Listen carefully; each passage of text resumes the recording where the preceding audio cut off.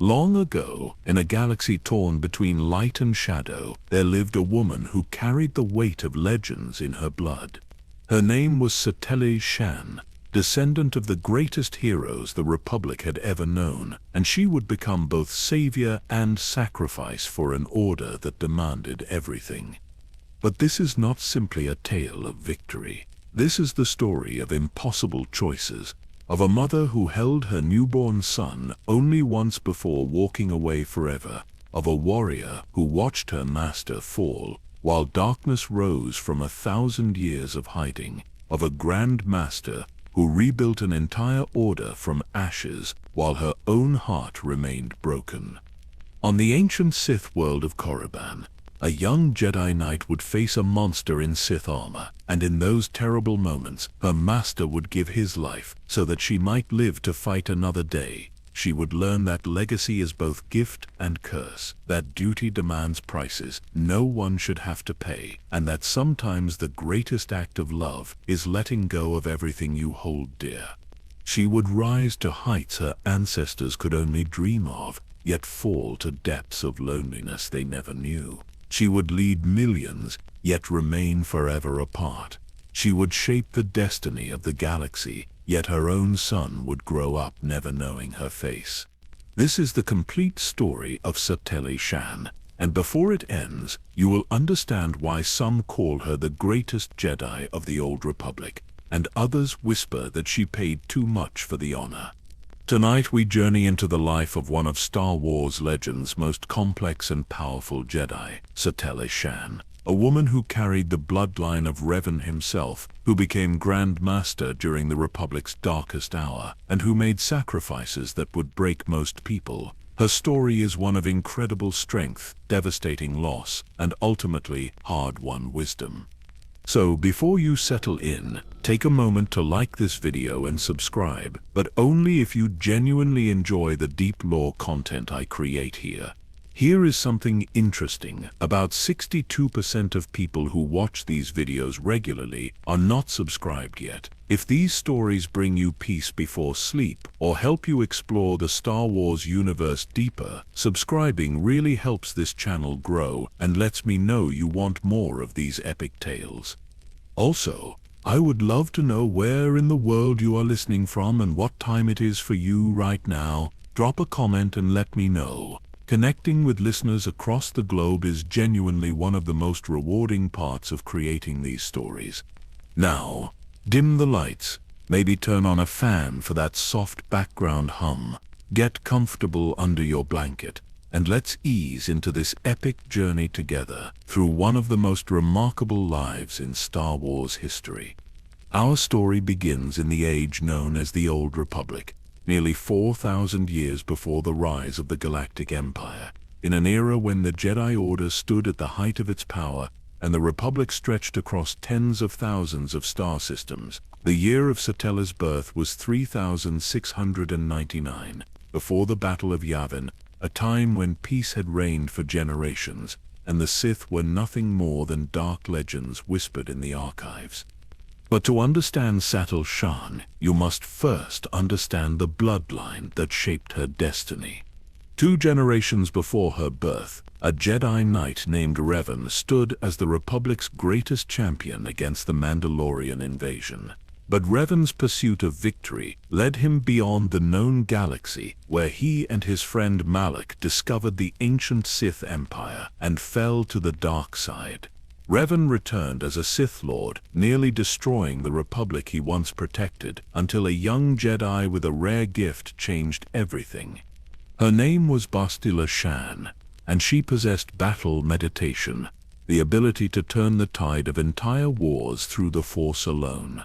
When Revan was betrayed by Malak and left near death, the Jedi Council gave him a new identity, and Satele was tasked with keeping him from remembering his dark past.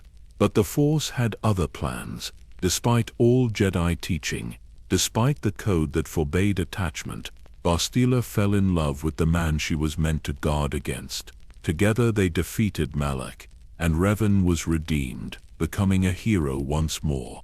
From their forbidden love came a son, and from that son came Satele, born into a legacy of redemption and impossible choices, of Jedi who broke the rules and saved the galaxy anyway. The Jedi Temple on Coruscant in those days was a place of breathtaking serenity. 5 massive spires reached toward the endless sky, their surfaces gleaming in the eternal city's artificial lights. Inside, meditation gardens grew with plants from 1,000 worlds, their blossoms releasing perfumes that calmed even the most troubled mind. The great archives contained holocrons of wisdom stretching back 25,000 years, ancient knowledge preserved in crystalline light. The training halls echoed with the hum of lightsabers as generations of Jedi learned to channel the Force, that mystical energy field that connected all living things across space and time. It was here that young Satele would be brought as a child. Here that she would learn the ways of the Force under Master Kao Sin Darak, a Zabrak Jedi whose wisdom was matched only by his skill with a blade. Here she would train alongside other Padawans, unaware that her master was preparing her for a darkness that had been growing in secret for 1,000 years. The Republic Senate still functioned with dignity in those days. Supreme Chancellor and Jedi Council worked in harmony. Colonies thrived on distant worlds, trade routes hummed with prosperity, peace seemed eternal. But in the unknown regions of space, beyond the edges of any map, the true Sith Empire was rebuilding its strength, led by an emperor of such terrible power that even speaking his name was dangerous. They had waited a millennium for revenge, and soon they would return to reclaim what they believed was rightfully theirs. And when they came, it would be Satele Shan, descendant of legends, who would stand in their path. But the cost of that stand, the sacrifices she would make, the loneliness she would endure, those were prices no one could have predicted. Not even someone who carried the blood of Revan himself could have prepared for what the Force had planned for her.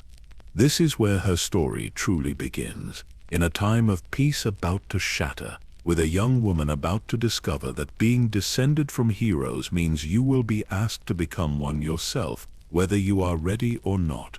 Satele Shan was not born on Coruscant, though that is where her true journey began. Her early childhood was spent on various Republic worlds, moving from planet to planet as her family tried to live quietly despite their infamous name. The galaxy knew about Revan and Bastila. Their story was legend, controversial, whispered about in cantinas, and debated in council chambers. Some saw Revan as a redeemed hero, others never forgot that he had been a Sith Lord who nearly destroyed everything. Being a Shan meant carrying that weight before you were old enough to understand it. When Satele was very young, perhaps 4 or 5 years old, she began displaying signs of Force sensitivity that could not be ignored. Objects would move when she became emotional. She would know things before they happened, speak of dreams that later came true. Her family knew what this meant. The Jedi would come for her, as they came for all Force-sensitive children in those days. And so they did. The Jedi who identified her said she possessed raw potential unlike anything he had seen in decades.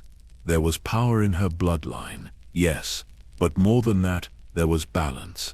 The Force flowed through her naturally, without resistance, as if she had been born already in tune with its currents. Her family made the choice that countless families across the galaxy had made before them. They gave her to the Order, believing it was the right path, the only path for a child with such abilities. Satele was brought to the great temple on Coruscant when she was still small enough to be frightened by its towering spires. The building was impossibly vast to a child's eyes, filled with beings from species she had never encountered, echoing with sounds she could not identify. But the Jedi who greeted her were kind. They understood fear, even as they taught younglings to release it into the Force. Her training began as it did for all Jedi, in classes with other children, learning basic control, understanding the history of the Order, studying the philosophy that had guided Jedi for millennia. She was bright, quick to learn, but what set her apart was not intelligence, it was instinct. When other younglings struggled to sense the Force, Satele could feel it as easily as breathing. When they practiced moving objects with their minds, hers responded almost before she formed the intention. The instructors noticed. Of course they noticed. By the time she was 12, Satele had already caught the attention of several masters looking for Padawans. But it was Cato Seden Darek who chose her, and in many ways that choice defined everything that followed. Kalsen Darak was a Zabrak, his face marked with the traditional tattoos of his people, his presence commanding yet gentle. He was known throughout the Order as one of its finest duelists, a master of lightsaber combat, whose skill was matched only by his wisdom. But he was more than a warrior. He understood the Force in ways that went beyond technique, beyond form. He taught that the Force was not a tool to be wielded, but a river to be navigated, something you moved with rather than commanded. He saw something in Satele that others missed. Potential, yes, but also burden. She carried her ancestors' legacy like a weight around her neck, even at 12 years old. Other younglings asked her about Revenant, about Bastila, wanted to know if the stories were true. She learned to deflect those questions, to smile politely and say nothing. But Kao Senidarik understood what that cost her. Their first conversation, after he chose her as his Padawan, was brief but illuminating. He told her that the past was not a chain unless she made it one. He said that Revan's greatest lesson was not his fall or his redemption, but his choice to define himself despite what others expected. He said she would need to learn the same lesson probably sooner than she wanted to. She did not fully understand him then. She would later. The training intensified once she became his Padawan.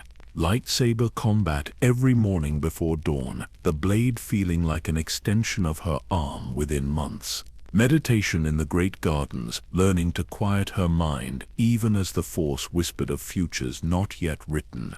Missions to worlds across the Republic, small assignments at first, helping settle disputes, delivering supplies, investigating minor disturbances. Kao Sendara taught her that being a Jedi meant serving others without expectation of reward or recognition. He taught her that wisdom came from listening more than speaking. He taught her that the strongest Force users were often the quietest, because they had learned not to impose their will on the galaxy, but to let the Force guide their actions. But he also taught her combat, real combat, not just the elegant dueling forms performed in temple halls. He had fought in skirmishes against pirates, had defended colonies from raiders, had seen what happened when philosophy met violence. He made sure Satele understood that peace was a gift, not a guarantee, and that Jedi must be prepared to defend it when necessary. She was a natural. Her reflexes, already sharp, became extraordinary under his guidance. She learned Shichor, the most ancient form, then progressed to others. She favored Ataru for its acrobatic grace, but Kao Sendarik made sure she studied Sorizuel, the defensive form that had saved countless Jedi lives through patience and precision. By the time she was 18, Satele had grown into a formidable young Jedi. She stood tall, carried herself with quiet confidence, wore her brown hair pulled back in the practical style of someone who expected action. Her lightsaber, a double-bladed design she had constructed herself, reflected her approach to combat, adaptable and unpredictable. But it was not her combat skills that concerned Kawasen Darak as she approached her trials. It was her visions.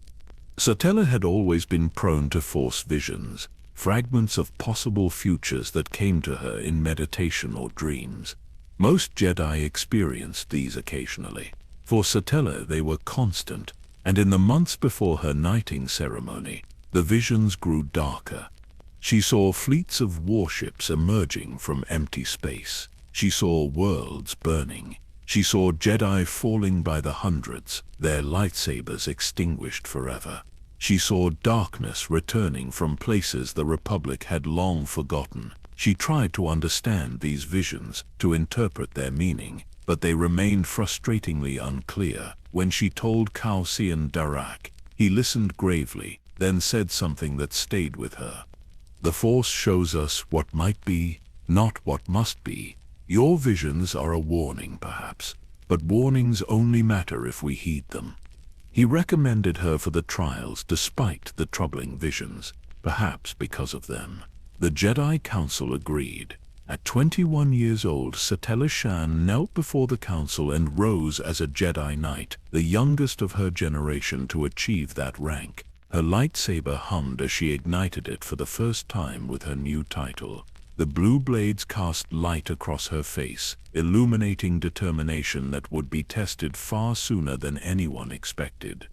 The ceremony was beautiful. Her fellow knights congratulated her. Kajo Sien Darak smiled with genuine pride. For a moment, everything was exactly as it should be. But the visions did not stop. If anything, they intensified. Within weeks of her knighting, Satele and Kausen Darak were assigned to investigate anomalies in the Outer Rim. Strange reports had been filtering back to Coruscant, ships going missing, colonies losing contact, explorers finding signs of military buildup in regions that should have been empty. The Council was not yet alarmed. The Republic was so vast, so secure, that the idea of a genuine threat seemed almost absurd. These were probably pirates, maybe a warlord trying to carve out territory in lawless space. Nothing the Jedi and Republic military could not handle. They were wrong. And Satele Shan, newly minted knight with a legendary name and troubling visions, was about to discover just how wrong they were. The mission began routinely enough. Satele and Kausen Darak took a Republic transport to the Outer Rim, accompanied by a small security detail. Their destination was Korriban, the ancient homeworld of the Sith, a place that had been abandoned for over 1,000 years. Recent scans had detected activity there, which made no sense. Korriban was a tomb world, a place of sand and ruins, where the Dark Lords of old had built their monuments to power. No one lived there. No one should have wanted to. The journey took several days through hyperspace. Satele spent much of it in meditation, trying to understand the growing sense of dread that had settled over her like a shroud. Her visions had become sharper. She saw red lightsabers igniting in darkness. She heard screams. She felt the presence of something vast and terrible, watching from beyond known space. Kausen Darak sensed her unease but said little. He had learned that sometimes a Padawan, even a former one, needed to work through their feelings without interference. But on the final night before they arrived at Korriban, he sat with her in the ship's meditation chamber. The Force is trying to tell you something. That much is clear. But remember that fear serves the dark side. Whatever we find there, we face it with calm minds and open hearts. Satele nodded, but calm was becoming difficult. Every hour brought them closer to something she knew would change everything. When they dropped out of hyperspace near Korriban, the first thing they saw were the ships, dozens of them. Sleek, angular designs unlike anything in the Republic fleet. Warships bristling with weapons, arranged in precise military formations around the planet. This was not a pirate operation. This was an invasion force. Before they could react, before they could even send a warning back to Coruscant, the ships opened fire. The Republic transport's shields absorbed the first barrage, but barely. The pilot threw the ship into evasive maneuvers, screaming into the come for help that was too far away to arrive in time. Satele and Kausen Darak rushed to the bridge, but there was nothing they could do. The ship was civilian transport, not a warship. It had no chance against this kind of firepower. They were going down. The pilot managed to aim for Korriban's surface rather than exploding in orbit, which saved their lives, but only barely. The transport crashed into the sand outside the ancient Sith Academy, a massive tomb-like structure that had stood empty for a millennium. The impact killed most of the security detail instantly. Satele was thrown against a bulkhead hard enough to crack ribs. Kausen Darak pulled her from the wreckage as fire consumed what remained of their ship. And then they saw what was waiting for them. The Sith Academy. was not empty anymore. Hundreds of soldiers in black armor poured from its gates, carrying weapons of advanced design, moving with military precision that spoke of professional training and discipline. These were not raiders or pirates. These were soldiers of an empire. Behind them came something worse. He was nearly 7 feet tall, armored in black plates, his face hidden behind a respirator that hissed with each breath. His presence in the force was overwhelming, a maelstrom of dark side energy that made Satele's stomach turn. He carried a lightsaber at his belt, and when he ignited it, the blade burned red as blood. Shen stepped forward, his own lightsaber springing to life, its green glow defiant against the darkness. He spoke calmly despite the odds before them. "Satele, there are survivors from our ship. Get them to the hills. There are caves in the cliffs. Hide there and wait for Republic forces. I will buy you time." She wanted to argue. Every instinct screamed at her to stay and fight beside her master, but she saw the truth in his eyes. This monster in black armor was beyond her current skills. Shen was one of the Order's greatest duelists, and even he was not certain he could win this fight, but he could give her time to escape, to warn the Republic, to survive. "Go! That is an order, Knight Shan." She went, hating herself for it, gathering the 3 survivors who could still walk and running toward the cliffs. Behind her, she heard the clash of lightsabers, the impossible speed of combat between master fighters. She felt her teacher's presence in the Force, burning bright against the encroaching darkness.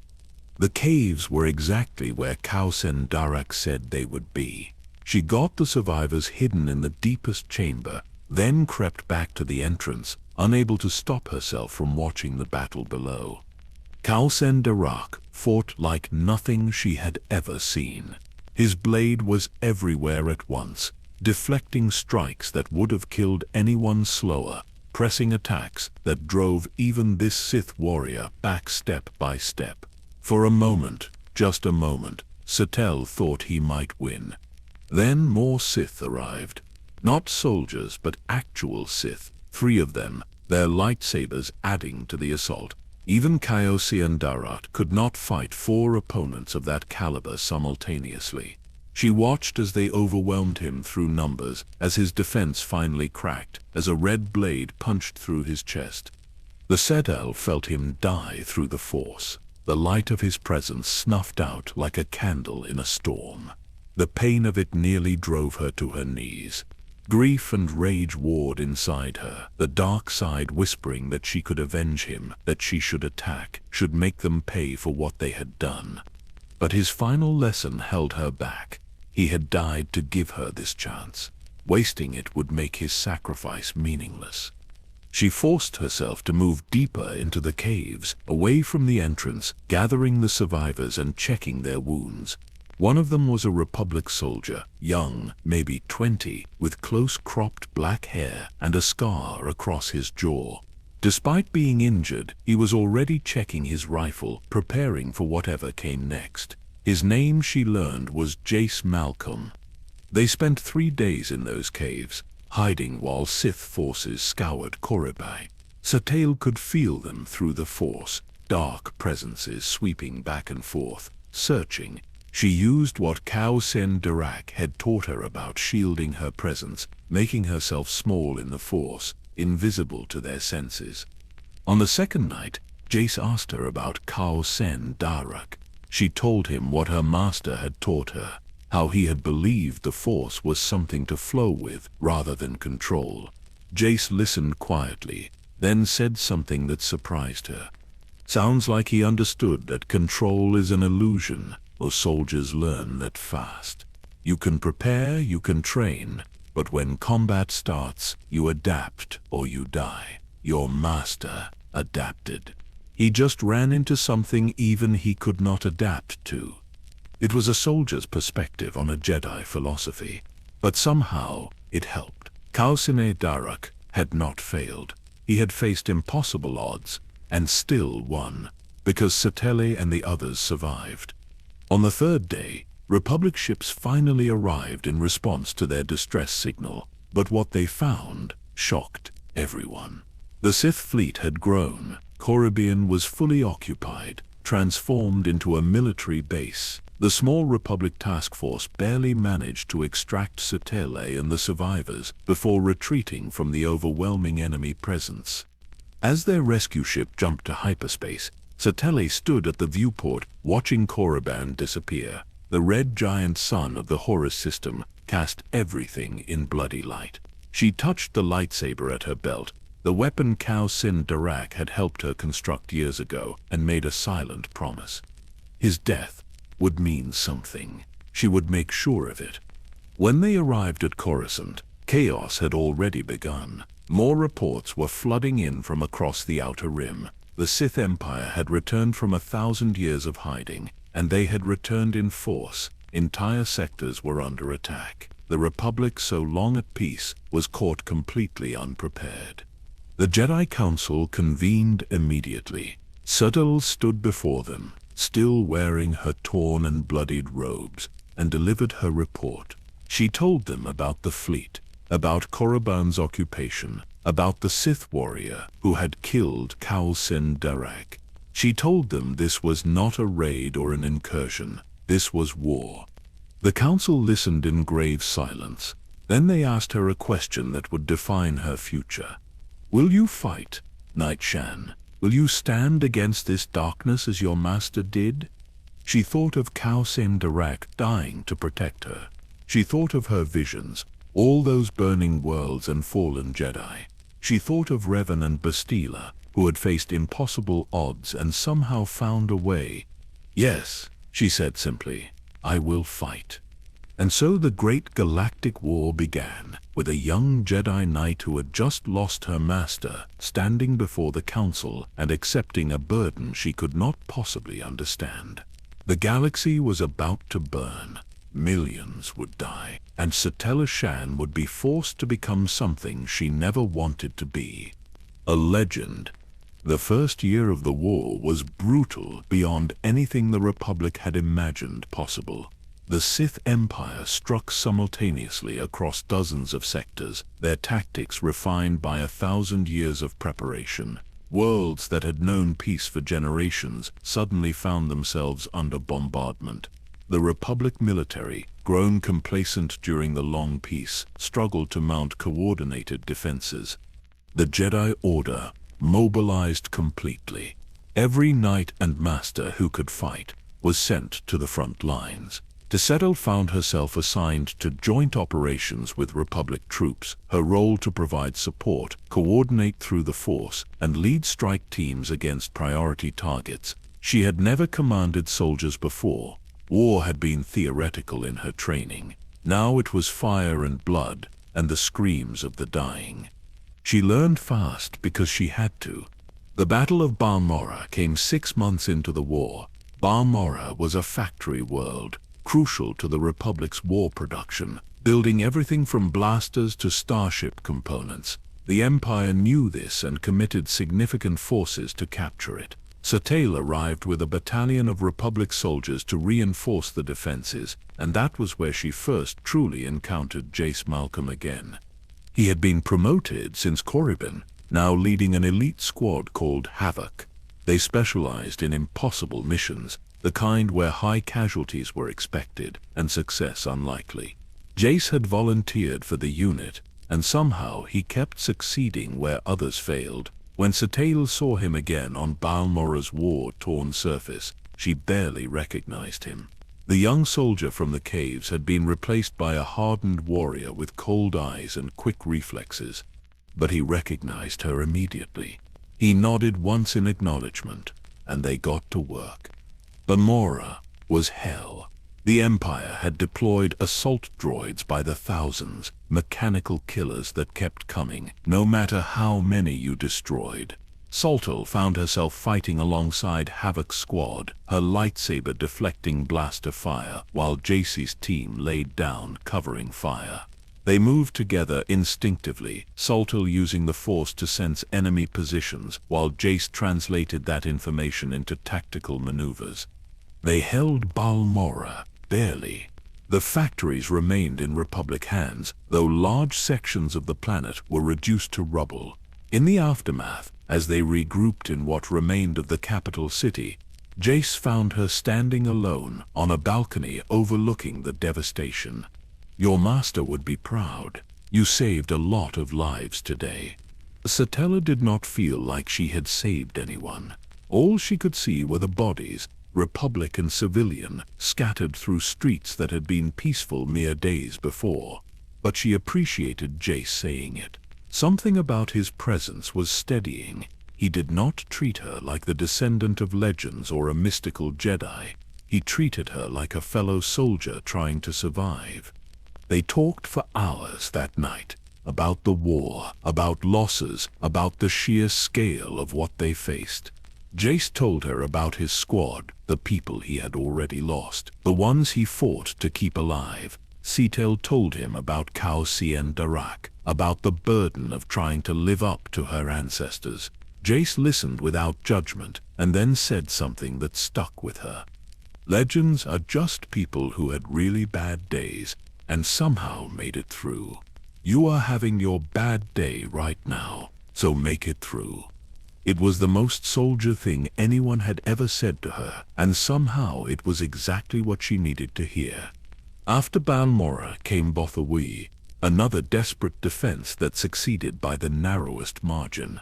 Satele discovered she had a gift for battle meditation, that rare ability her grandmother Bastila had mastered. During the height of the fighting, Satele reached out through the Force and touched the minds of every Republic soldier on the battlefield. She did not control them, but she coordinated them, let them feel each other's positions, synchronized their movements into something greater than the sum of its parts. The tide turned, the Empire retreated. But using battle meditation left her exhausted for days afterward, drained in ways that normal combat never did. Jace found her in the medical bay after Bothawi, barely able to stand, and he just sat with her while she recovered. They did not talk much. They did not need to. The simple fact of his presence helped more than any words. Their paths kept crossing. Ord Mantell, where they fought through jungles against Imperial guerrillas. Taris, where they defended ruins of a world destroyed millennia ago. A dozen other battlefields, whose names blurred together in a nightmare of combat and casualties. Each time they fought together, the unspoken connection between them deepened. Satele tried to ignore it at first. The Jedi Code was clear about attachment. Jedi were meant to serve the galaxy, not form emotional bonds that could compromise their judgment. She had been taught this since childhood. Attachment led to fear. Fear led to the dark side. It was the fundamental teaching of the Order. But war had a way of breaking rules that seemed important in peacetime. After 2 years of constant fighting, Satele had changed. The young knight who had stood before the council was gone, replaced by someone harder, more pragmatic. She had killed more people than she could count. She had watched friends die. She had made decisions that saved thousands by sacrificing hundreds. The idealistic notions she had held about the Force and the Jedi role in the galaxy had been tempered by reality.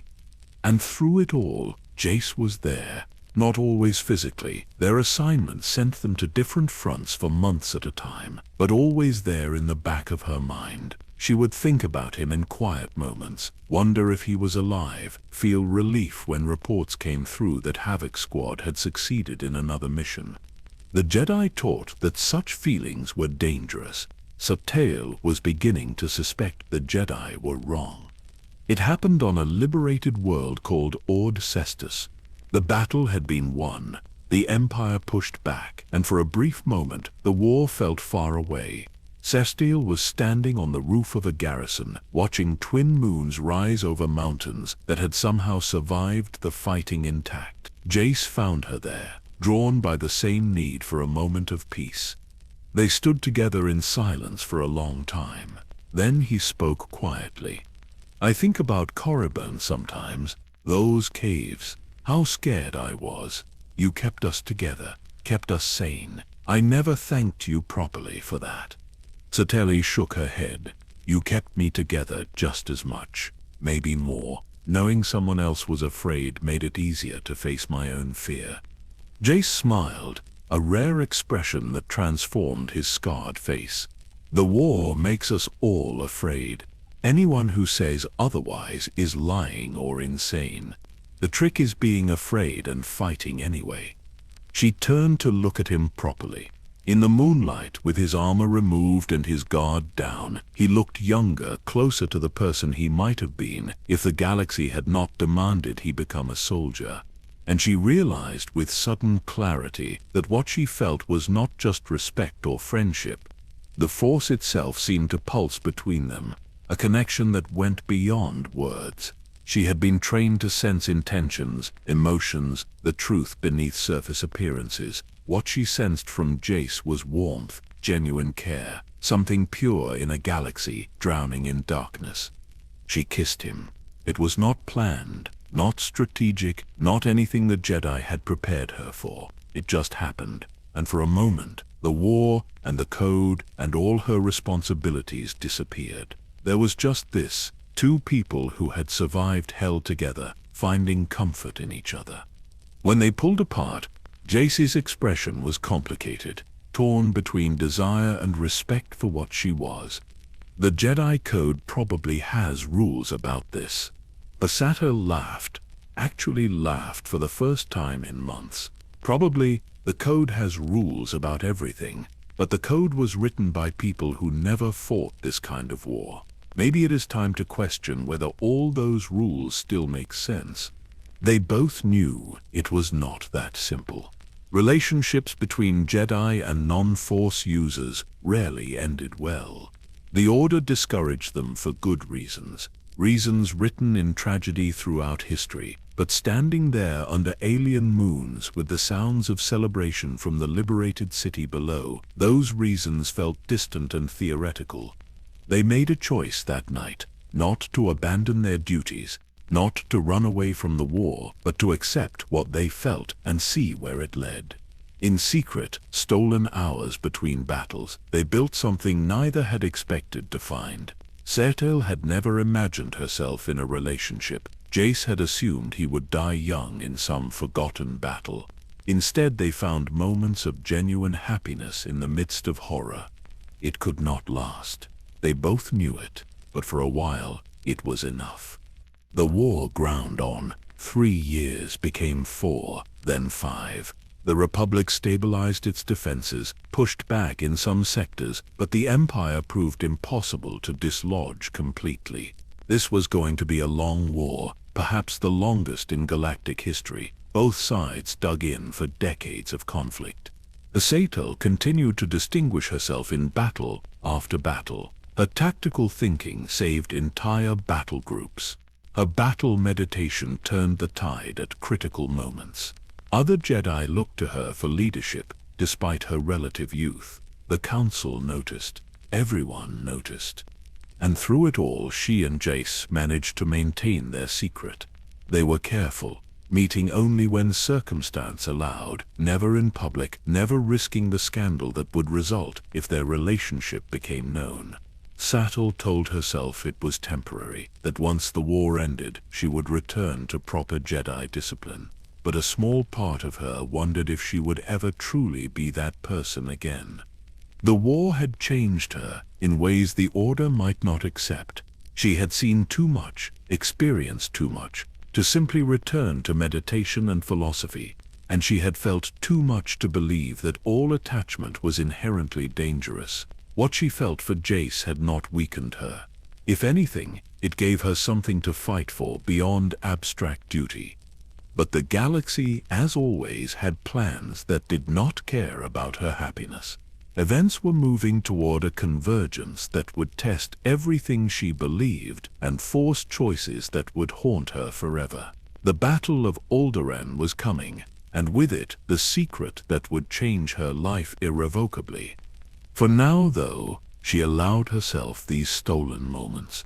These quiet hours when war felt far away and the future remained mercifully uncertain. She knew they could not last. Nothing good ever lasted during war. But while they did, She held on to them with both hands, storing up warmth against the cold that was surely coming. By the 7th year of the Great Galactic War, the conflict had settled into a brutal stalemate. Neither side could land a decisive blow. The Empire controlled vast territories in the Outer Rim and beyond, while the Republic held the core worlds and major trade routes. Both sides were exhausted, bleeding resources and lives in a war that seemed to have no end. Then the Empire made a bold move that changed everything. Alderaan had always been considered untouchable. The peaceful world sat deep in Republic space, protected by layers of defense fleets and military installations. It was home to some of the Republic's oldest noble houses, families whose political influence shaped Senate decisions. The planet itself was beautiful beyond measure, covered in grasslands and mountains, with cities built to complement nature rather than dominate it. Attacking Alderaan would be both strategically difficult and politically devastating, which is exactly why the Sith Empire chose it as their target. The invasion came without warning. In the spring of 3667, before the Battle of Yavin, Imperial warships dropped out of hyperspace directly over Alderaan, bypassing outer defenses through routes that should have been impossible to navigate. Someone had provided them with classified navigation data. There was a traitor somewhere in the Republic chain of command, but there was no time to worry about that now. The Empire committed everything to this assault. Dozens of capital ships supported by hundreds of fighters and troop carriers. They were not coming to occupy Alderaan. They were coming to break it, to prove that nowhere in the Republic was safe. Satele received the emergency call while coordinating operations on a different front. She immediately requisitioned the fastest ship available and made for Alderaan at maximum speed. If the planet fell, the political ramifications would be catastrophic. Neutral systems would abandon the Republic. Senate unity would fracture. The war would effectively be lost. She arrived to find chaos. House Organa, the ruling family, had mobilized their considerable private military forces, but they were being overwhelmed. Imperial troops were landing across multiple continents. The capital city of Aldera was under direct assault, its beautiful architecture crumbling under sustained bombardment. And leading the attack, personally visible on the front lines, was him. Darth Malgus had become a legend in the 7 years since Korriban. The Sith warrior who had killed Khao Sen-Darig had gone on to lead some of the Empire's most successful campaigns. His tactical brilliance was matched only by his raw power in the Force. Jedi who faced him rarely survived the encounter. Those who did spoke of a presence in the dark side so overwhelming it was like standing before a collapsing star. Satele felt him before she saw him. His presence was a wound in the Force, corrupted and terrible, yet somehow focused with an intensity that demanded respect. He was not mindlessly evil. He was purposeful, driven by conviction that the Empire's way was right and the Republic's complacency had to be burned away. She found him in the palace gardens of House Organa. Bodies of defenders lay scattered across grounds that had been meticulously maintained for centuries. Malgus stood among ancient trees, his red lightsaber casting bloody light across white blossoms that had begun to fall like snow. He turned when she approached, and she saw his face properly for the first time. The respirator was gone, revealing features twisted by old burns, eyes that glowed with Sith corruption. But there was intelligence there, recognition. The descendant of Reven. I wondered if we would meet again. Your master fought well on Korriban. He died as a warrior should. There is honor in that. The Satele ignited her double-bladed lightsaber, the blue plasma humming in the ruined garden. She did not waste words. They both knew this would end in blood. The duel that followed was unlike anything Satele had experienced. Malgus fought with a combination of raw power and refined technique that pushed her to her absolute limits. Each strike carried enough force to shatter stone. His mastery of the dark side manifested in lightning that scorched the ground, in waves of telekinetic power that tore trees from their roots. But Satele had learned much in 7 years of war. She used Ataru's mobility to stay ahead of his power strikes, rolled under his attacks, redirected his energy rather than meeting it head-on. And when she saw an opening, she reached out through the force in the way her grandmother had perfected. Battle meditation during single combat was nearly impossible. It required splitting your focus between the fight and the larger battlefield, but Satele managed it, connecting with every Republic defender in the palace grounds, letting them feel her presence, coordinating their resistance while simultaneously dueling a Sith Lord. The tide began to turn. Republic forces rallied. House Organa's soldiers pushed back Imperial advances, and in the garden, Satele pressed her attack with everything she had. She did not defeat Malgus, that would be an exaggeration, but she fought him to a standstill, and when reinforcements arrived in the form of a full Jedi strike team and Havoc squad, he made the tactical decision to withdraw. The Empire had failed to take Alderaan. The Republic had held. But the victory came at tremendous cost. Thousands dead, large sections of the capital in ruins, and Satele herself was wounded, a glancing blow from Malgus's blade that had burned across her shoulder, leaving a scar she would carry forever. Jace found her in the aftermath, sitting among the ruined gardens, too exhausted to move. He had been hit by shrapnel during the fighting, his armor cracked, blood seeping from a dozen wounds, but he was alive. They were both alive. He sat beside her, without speaking. They watched medics moving through the grounds, identifying the dead, treating the wounded. The battle was over, but the cost would be calculated for days. That night, in a temporary medical facility set up in one of House Organa's surviving structures, Satele made a discovery that would alter the course of her entire life. She was pregnant. The medic who delivered the news was professional, asking routine questions about her health history, but Satele barely heard any of it. Her mind had gone completely blank, then filled with a rushing noise like a tidal wave approaching. Pregnant. She was going to have a child, Jace's child. The implications crashed over her one after another. She was a Jedi Knight, rising quickly through the Order's ranks, being considered for council positions. Jedi did not have families. The code explicitly forbade the kind of attachment that led to children. If this became known, she would be expelled from the Order. Her career, her ability to serve the Republic, everything she had built would be destroyed.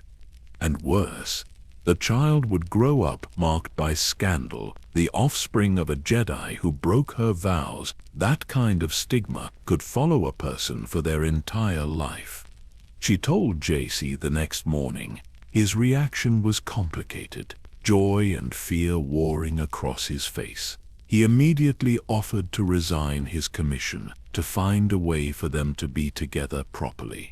But Satele shook her head. The galaxy needed him fighting. The Republic could not afford to lose Havoc Squad's commander, not when the war remained so desperate. They talked for hours about options, about possibilities, about what this meant. Jace wanted to be a father, wanted to be part of the child's life. Satele wanted that too, wanted it more than she had wanted anything in years, but the reality of their situation kept intruding. She was a Jedi, he was a soldier. They were in the middle of the largest war in galactic history. There was no version of this that ended happily. Over the following weeks, as Alderaan began its long recovery, Satele wrestled with the decision that would haunt her forever. She could leave the Order, raise the child with Jace, try to build a normal life. But that would mean abandoning the Jedi, when they needed experienced knights more than ever. It would mean giving up her ability to use battle meditation to save thousands of lives. Her departure might tip battles toward Imperial victory, might cost the Republic worlds, might lead to deaths that could have been prevented. Or she could give up the child, have the baby in secret, place it with people who would raise it well, and return to her duties. The child would grow up without knowing its parents, but it would grow up safe, away from the war, without the burden of her infamous bloodline. Neither choice was acceptable. Both choices were necessary. She spent long nights in meditation, searching the Force for guidance, for some sign of the right path. But the Force offered no easy answers. It simply showed her the consequences of both decisions, playing out in infinite variations of possible futures. In the end, duty won. It always won for Satele Shan. The needs of the many outweighed her personal desires. She would have the child, but she would not keep it. She would return to the war. She would be the Jedi the galaxy needed her to be. The price of that choice would be carved into her soul forever. Jace accepted her decision because he understood it. He did not like it, but he understood. They made arrangements in secret, found a safe world far from the fighting, arranged for trusted people to take the child when it came.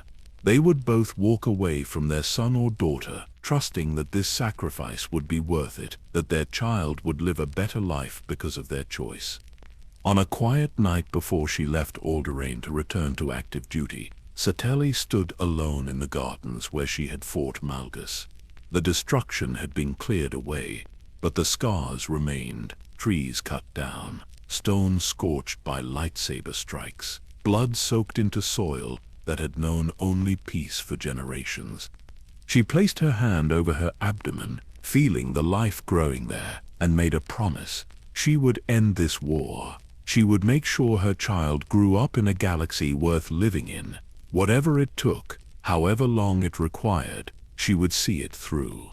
The descendant of Revan, carrying another generation forward, making the same impossible choices her ancestors had made. Legacy was not glory. Legacy was sacrifice. And Satele Shan was about to sacrifice more than most people would believe possible. The child was born on a world whose name Satele would never speak aloud. It was a peaceful place, far from shipping lanes, unremarkable enough that the war had passed it by entirely.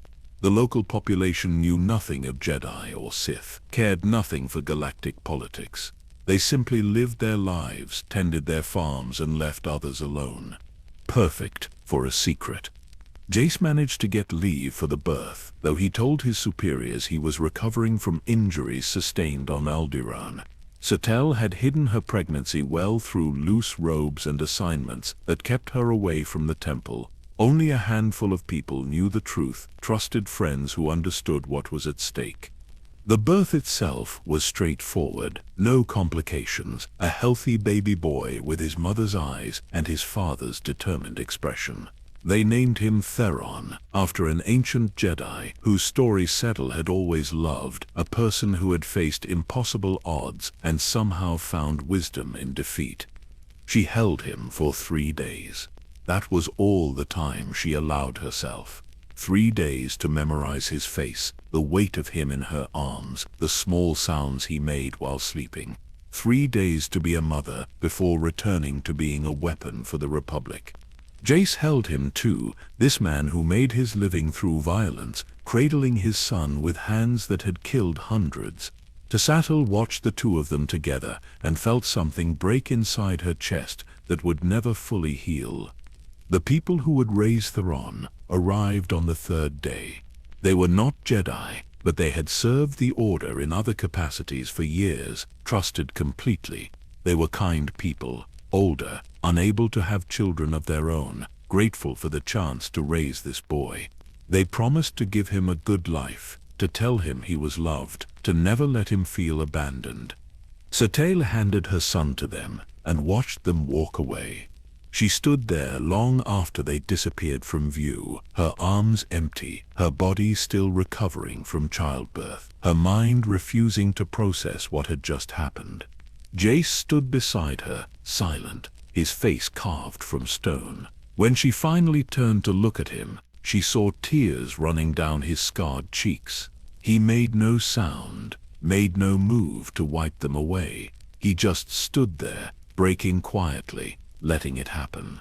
They returned to the war separately. taking different ships to different assignments.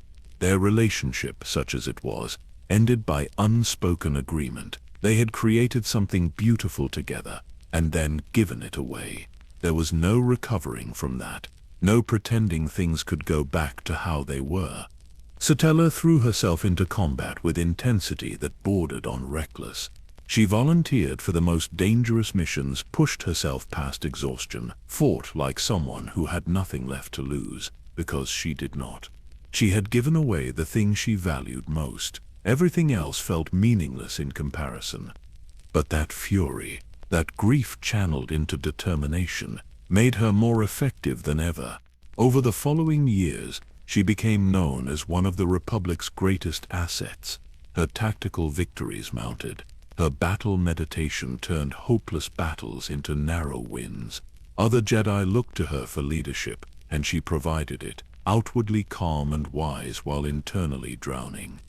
She used the Force to check on Theron sometimes, from vast distances, just enough to know he was healthy and safe. She watched him take his first steps through a Force vision. She sensed his laughter during childhood games, and she felt the moment when it became clear he had no Force sensitivity whatsoever, that the child of two Force bloodlines had somehow been born completely blind to it. The irony was almost too much. Her grandmother Bastila had possessed one of the rarest Force abilities in history. Satele herself was one of the most powerful Jedi of her generation, and their descendant had no connection to the Force at all. The galaxy apparently had a sense of humor, but in some ways, it made the separation easier. The Ran would never be burdened by expectations of becoming a Jedi.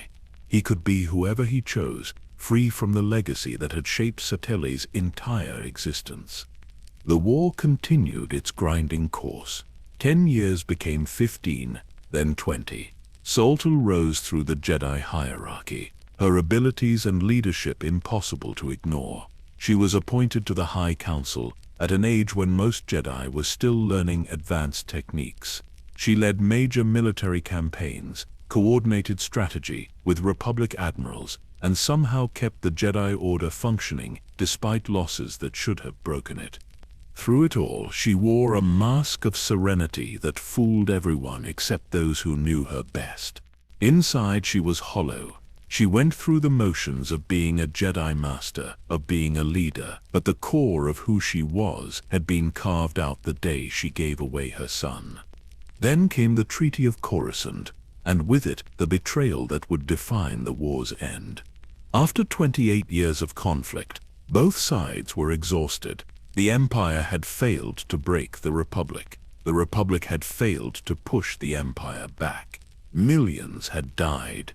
Entire worlds lay in ruins. The economic cost was staggering. Something had to give. Peace negotiations began in the 30th year of the war. The Empire proposed talks on Alderaan, neutral ground where neither side had clear advantage. The Republic agreed, desperate for any chance to end the bloodshed. Satele was part of the Jedi delegation sent to observe the negotiations, her role to sense deception through the Force, to ensure the Empire negotiated in good faith. From the beginning, something felt wrong. The Sith negotiators were too agreeable, too willing to compromise. Satele reported her concerns to the Supreme Chancellor, but political pressure demanded the talks continue. The Senate wanted peace. Citizens wanted their sons and daughters to come home.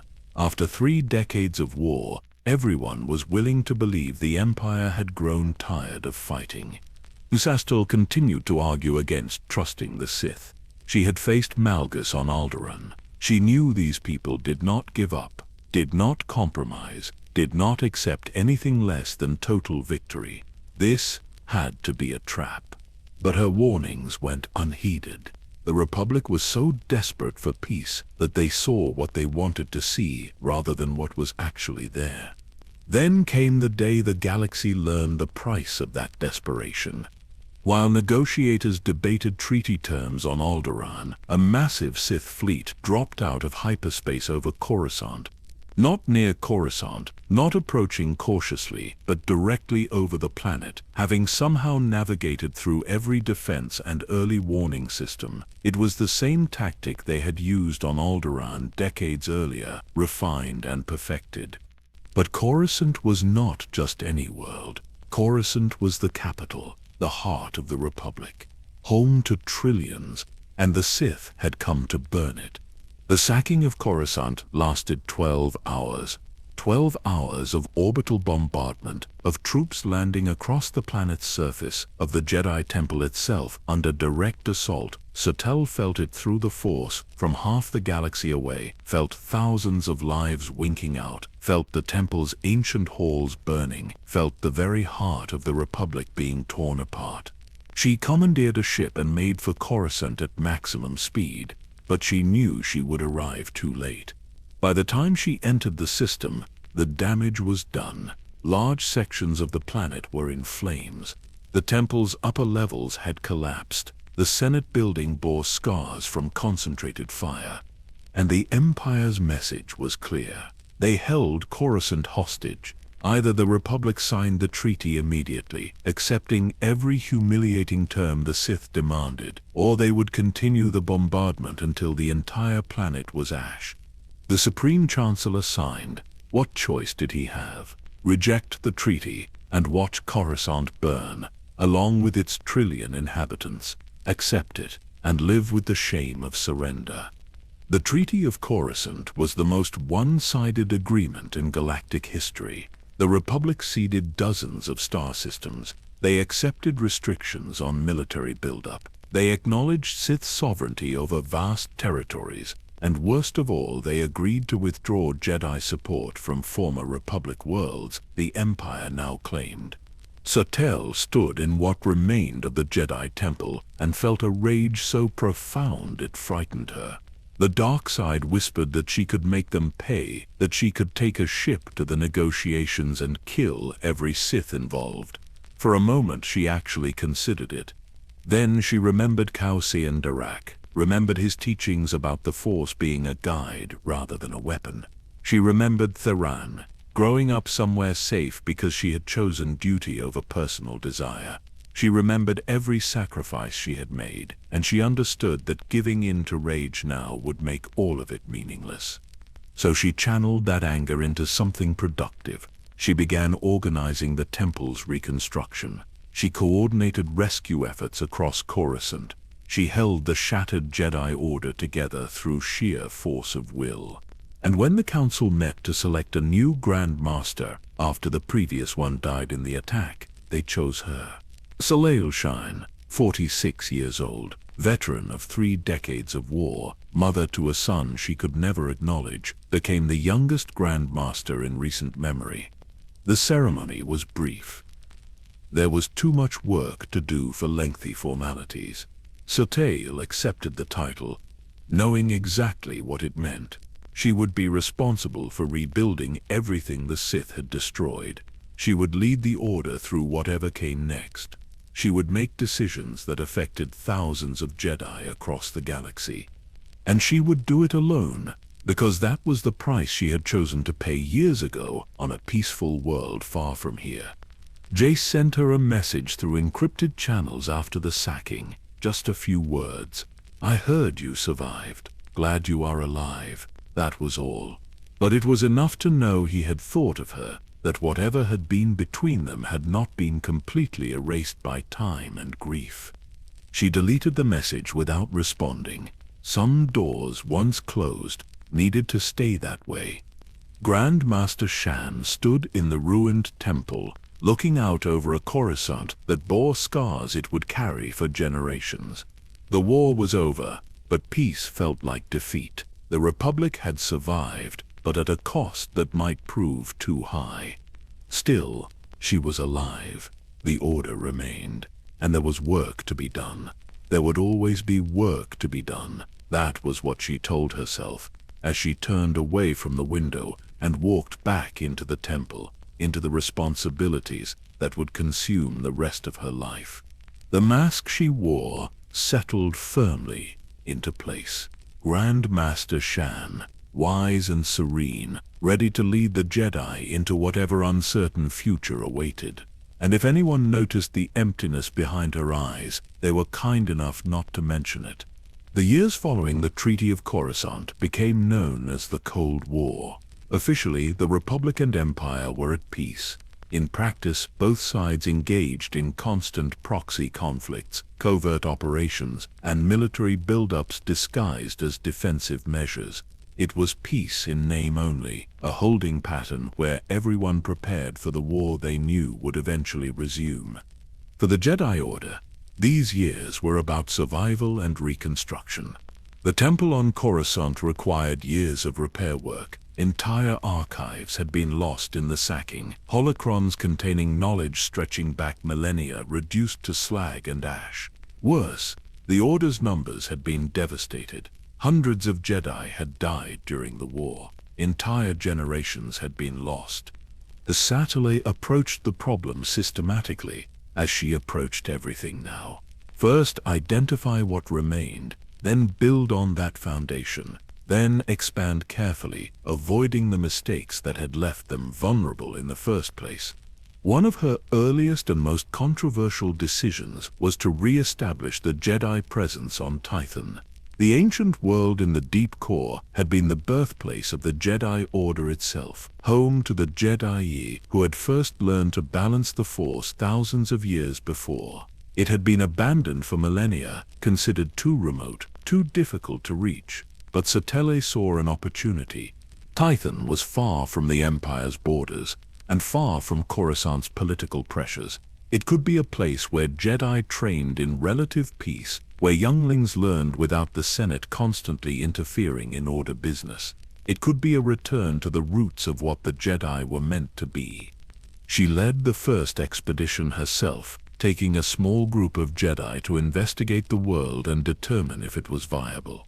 What they found exceeded her hopes. Tython had changed in the millennia since the Jedi left. Force storms raged across parts of its surface. Pockets of pure Force energy made manifest. Ancient ruins dotted the landscape, temples and training grounds built by the original Force users who had not yet divided into light and dark. The place hummed with power. Satele could feel it the moment she stepped off the ship, a resonance that went bone deep. This was where the story had begun. This was where it could begin again. They built a new temple in the shadow of the ancient ruins, modern architecture designed to complement rather than replace what had come before. Training grounds where Padawans could practice under open sky. Archives to house what remained of the Order's knowledge. Meditation gardens where the Force flowed strong enough to be felt even by those with minimal sensitivity. Satele divided her time between Coruscant and Tython, using the shuttle trips to catch what little rest she allowed herself. Being Grand Master meant constant demands, endless decisions, problems that only she could resolve. The Senate wanted the Jedi more involved in Republic politics. The military wanted more Jedi assigned to sensitive operations. Other council members disagreed on fundamental philosophy about how the Order should rebuild. And through it all, Satele maintained her mask of calm wisdom, making choices she thought were right and accepting that not everyone would agree. She also made it her mission to personally train some of the new generation. Being Grand Master had not removed her from teaching, and she believed strongly that the next generation of Jedi needed to understand what war truly meant. Too many of the current council had learned the Jedi arts during peacetime. They understood philosophy and meditation but had never faced an enemy who wanted them dead. That could not happen again. Her teaching style was direct, practical, focused on preparing students for a galaxy that would test them in ways the old Order had never anticipated.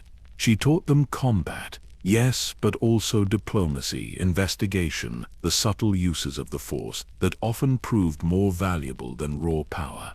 She taught them to question, to think critically, to understand that the code was a guide rather than an absolute law. Some of the older masters worried she was creating Jedi too willing to break rules. Satele disagreed. She was creating Jedi who could survive. There was a difference.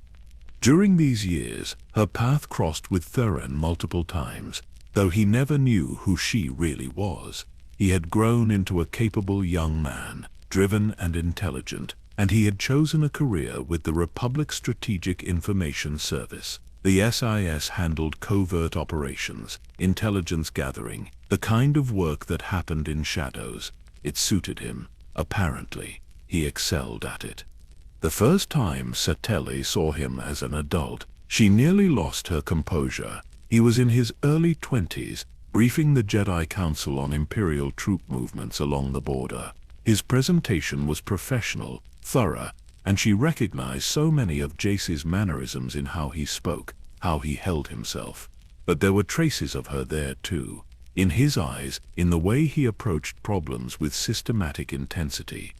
He had no force sensitivity, which meant he could not sense the connection between them.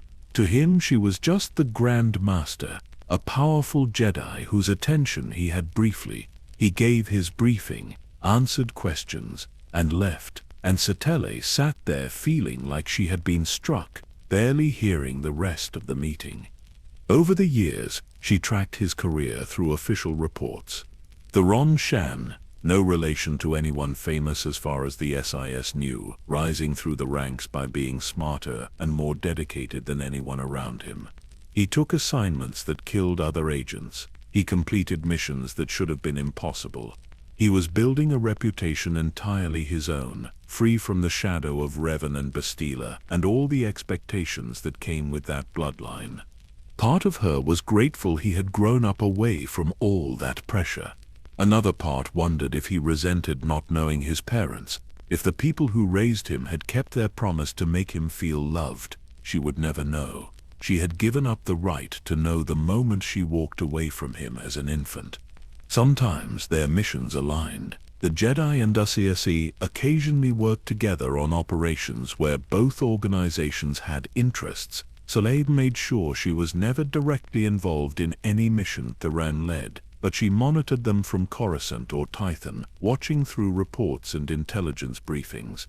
There was one incident, about 12 years after the treaty, where Theron's team was pinned down by Imperial forces on a neutral world. The situation was desperate.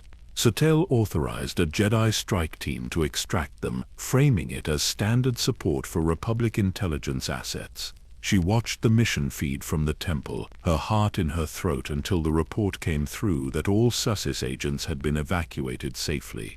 Theron filed a report thanking the Jedi for their timely intervention.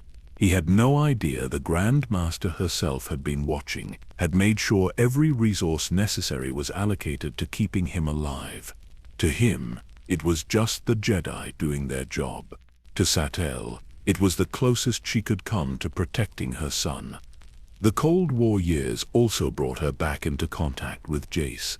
He had risen to become Supreme Commander of Republic military forces, one of the highest positions in the chain of command. They occasionally attended the same strategic meetings, sat across conference tables discussing troop deployments and intelligence assessments. They were professional. They were courteous. They never spoke about anything personal. But sometimes Satele would catch him looking at her with an expression she recognized. The same grief, the same wondering if they had made the right choice all those years ago. She never acknowledged it. What would be the point? The decision was made. Their son had grown up without them. They had both chosen duty over family. That was the price. They lived with it. As Grand Master, Satele also had to navigate increasingly complex political situations. The Empire had grown bolder during the Cold War, testing boundaries, seeing how far they could push before the Republic responded. The Senate was divided between those who wanted to rebuild military strength and those who believed accommodation would preserve peace. The Jedi were caught in the middle, expected to provide wisdom, while various factions tried to manipulate them towards supporting different agendas. The Sati refused to let the Order become a political tool. She advised the Supreme Chancellor when asked, provided information when necessary, but made clear that the Jedi served the Force first and the Republic second. This did not make her popular in certain Senate circles, but she cared more about maintaining the Order's integrity than about political relationships. She also spent considerable time in meditation, not the practical meditation of her youth, but something deeper. On Tython especially, surrounded by the Force storms and ancient ruins, Satele began to sense layers of understanding she had missed before. The Force was not simply light and dark, Jedi and Sith. It was something vaster, more complex, a living current that flowed through all things without caring about mortal divisions. The Jedi who had founded the Order thousands of years ago had understood this. They had sought balance, not the rejection of darkness but its integration with light.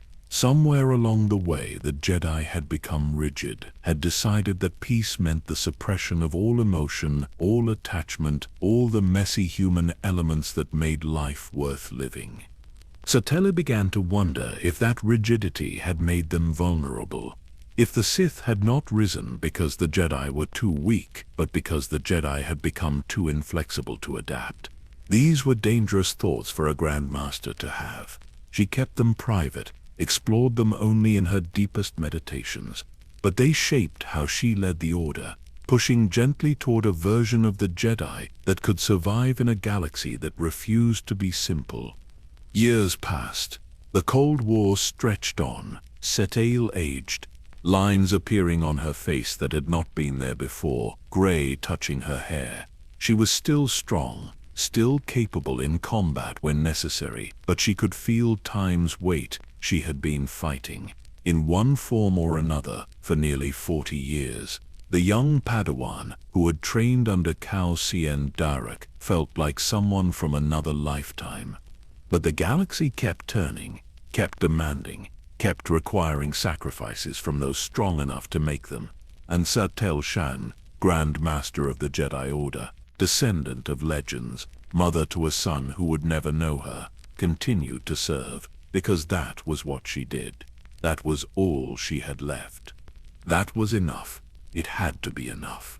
The Cold War finally shattered in the most unexpected way possible, not through imperial aggression or Republic provocation, but through the return of someone who should have been dead for 3,000 years. Revan came back.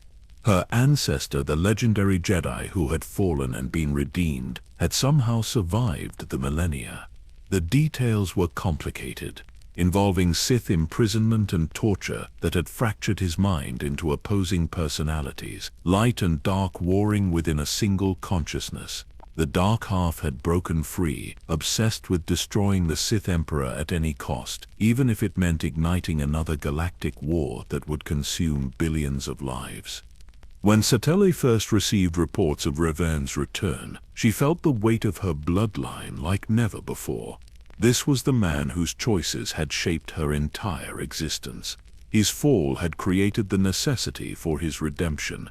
His love for Bastila had led to Satele's birth. And now he had returned as something neither fully light nor dark, a broken reflection of the hero history remembered. The Jedi Council debated how to respond. Some argued Revan deserved their support after everything he had endured. Others pointed out that his plan would kill untold millions in a reckless gambit that might not even succeed. Satele found herself in the uncomfortable position of having to argue against her own ancestor, explaining that admiration for his legend did not obligate them to support his madness. She understood his pain in ways the others could not. She knew what it meant to sacrifice everything for duty, to make impossible choices, to carry burdens that hollowed you out from inside. But understanding did not equal agreement. Revan's suffering, however genuine, did not justify the suffering he would inflict on an entire galaxy. The situation escalated quickly. Revan had gathered followers, both Republic and Imperial defectors, who believed his plan was the only way to permanently end the Sith threat. He had fortified himself on a planet called Rakata Prime, preparing to complete a ritual that would destroy the Sith Emperor, but at the cost of countless innocent lives caught in the crossfire. The Satele authorized a joint strike team to stop him, not kill him if possible, but stop him by any means necessary. She watched from Coruscant as the mission unfolded, feeling the conflict through the Force, sensing her ancestors' fractured presence, finally finding some measure of peace as the two halves of his consciousness were forced to confront each other. The strike team succeeded. Revan was stopped, though at great cost, and Satele was left to process the complicated grief of knowing her ancestor had been both saved and defeated simultaneously. The galaxy would never know how close it had come to another catastrophic war. That was probably for the best. But Revan's return was only the beginning of the crises that would define this period. Shortly after, the Dread Masters made their move. These ancient Sith had been imprisoned by Revan himself 3,000 years ago, sealed away because they were too dangerous to kill and too powerful to contain any other way. The Empire had discovered them during the Great Galactic War and unleashed them as weapons. Now, during the Cold War, the Dread Masters had broken free from Imperial control and decided to conquer the galaxy for themselves. Their power was unlike anything Satele had encountered. They did not fight with lightsabers or conventional Force abilities. They wielded fear itself as a weapon, projecting terror that drove entire armies insane, that made hardened soldiers turn their weapons on each other, that transformed rational beings into screaming wrecks. Worlds fell to them not through military might, but through psychological warfare that left survivors catatonic. Coordinating a response required resources from both Republic and Empire. The Dread Masters threatened everyone equally, and for the first time in decades, both governments found themselves reluctantly cooperating. Satele worked with Imperial leaders she had fought against for years, setting aside old hatreds because the alternative was watching the Dread Masters reduce the galaxy to madness. The campaign to stop them took months. Multiple strike teams, careful intelligence gathering, battles fought as much in the mind as in physical space. Satele provided guidance where she could, but increasingly she found herself relying on younger Jedi to lead the actual operations. The hero of Tython, a talented Jedi Knight she had mentored personally, took the lead in many of the crucial battles. Watching them succeed where she might have failed reminded Satele that the Order's future lay with this new generation, not with her. Through all of this, Satele Shan was constantly in danger. His SIS work had him investigating both the Revan crisis and the Dread Masters, putting him directly in the crosshairs of galactic-level threats. Satele read his mission reports with a dread that never quite faded, knowing she could not intervene without revealing the truth, without compromising his effectiveness as an agent. There was one mission on the moon Nar Shaddaa, where Theron's team was hunting an Imperial asset who had information about the Dread Masters. The operation went sideways when the asset turned out to be protected by a Sith assassin. Theron's partner was killed. He was wounded, barely escaped with his life. Satele read the after-action report and had to lock her office door, had to sit in darkness for an hour, just processing the knowledge that she had nearly lost him again. But she could not go to him, could not comfort him, could not even send a message expressing relief that he had survived. She was the Grand Master. He was an SIS agent. There was no connection between them that the galaxy knew about. Maintaining that fiction felt like dying by inches, but she maintained it anyway. The political situation grew more complex as well. The Supreme Chancellor was losing control of the Senate. Factions were forming, some advocating for renewed war with the Empire, others pushing for complete demilitarization. The Jedi were being pulled in multiple directions, different senators trying to leverage the Order's influence for their own agendas. Satele spent hours in meetings that accomplished nothing, listening to politicians argue about philosophy, while soldiers died on distant worlds. She provided counsel when asked, but increasingly she felt disconnected from the process. The Republic she had fought for was rotting from within, consumed by the same bureaucratic paralysis that had allowed the Sith to return in the first place. She began to wonder if her presence as Grand Master was helping or hindering. She had led the Order for decades now, had rebuilt it from ashes, had guided it through impossible challenges, but perhaps that was the problem. Perhaps she had become too entrenched, too associated with one way of doing things. Perhaps the Jedi needed fresh perspective, someone who had not been shaped entirely by war. These thoughts troubled her during long nights on Tython, meditating in the gardens while force storms raged in the distance. She had given everything to this role, sacrificed her chance at family, at love, at any kind of normal life.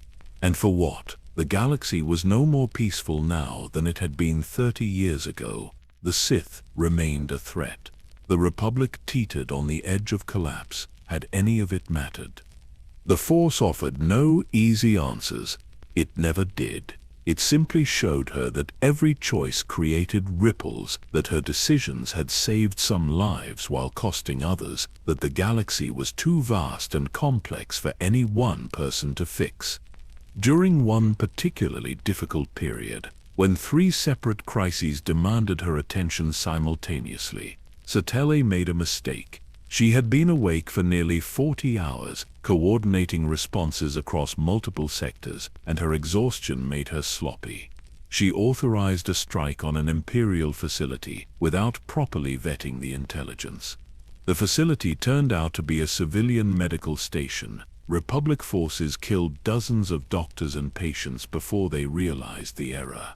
The mistake haunted her. It was war, and mistakes happened in war, but that did not make the innocent deaths any less her responsibility. She had been the one to authorize the strike. Their blood was on her hands, as surely as if she had wielded the lightsaber herself. That night, alone in her chambers, Satele seriously considered stepping down. She was tired in ways that sleep could not fix. Tired of making decisions where every option led to suffering. Tired of watching people die because of her orders. Tired of maintaining the mask of wisdom when inside she felt hollowed out and ancient. But morning came, and with it new crises that needed her attention. So she pushed down the exhaustion, reinforced the mask, and continued, because what else could she do? The galaxy did not stop needing her just because she was tired.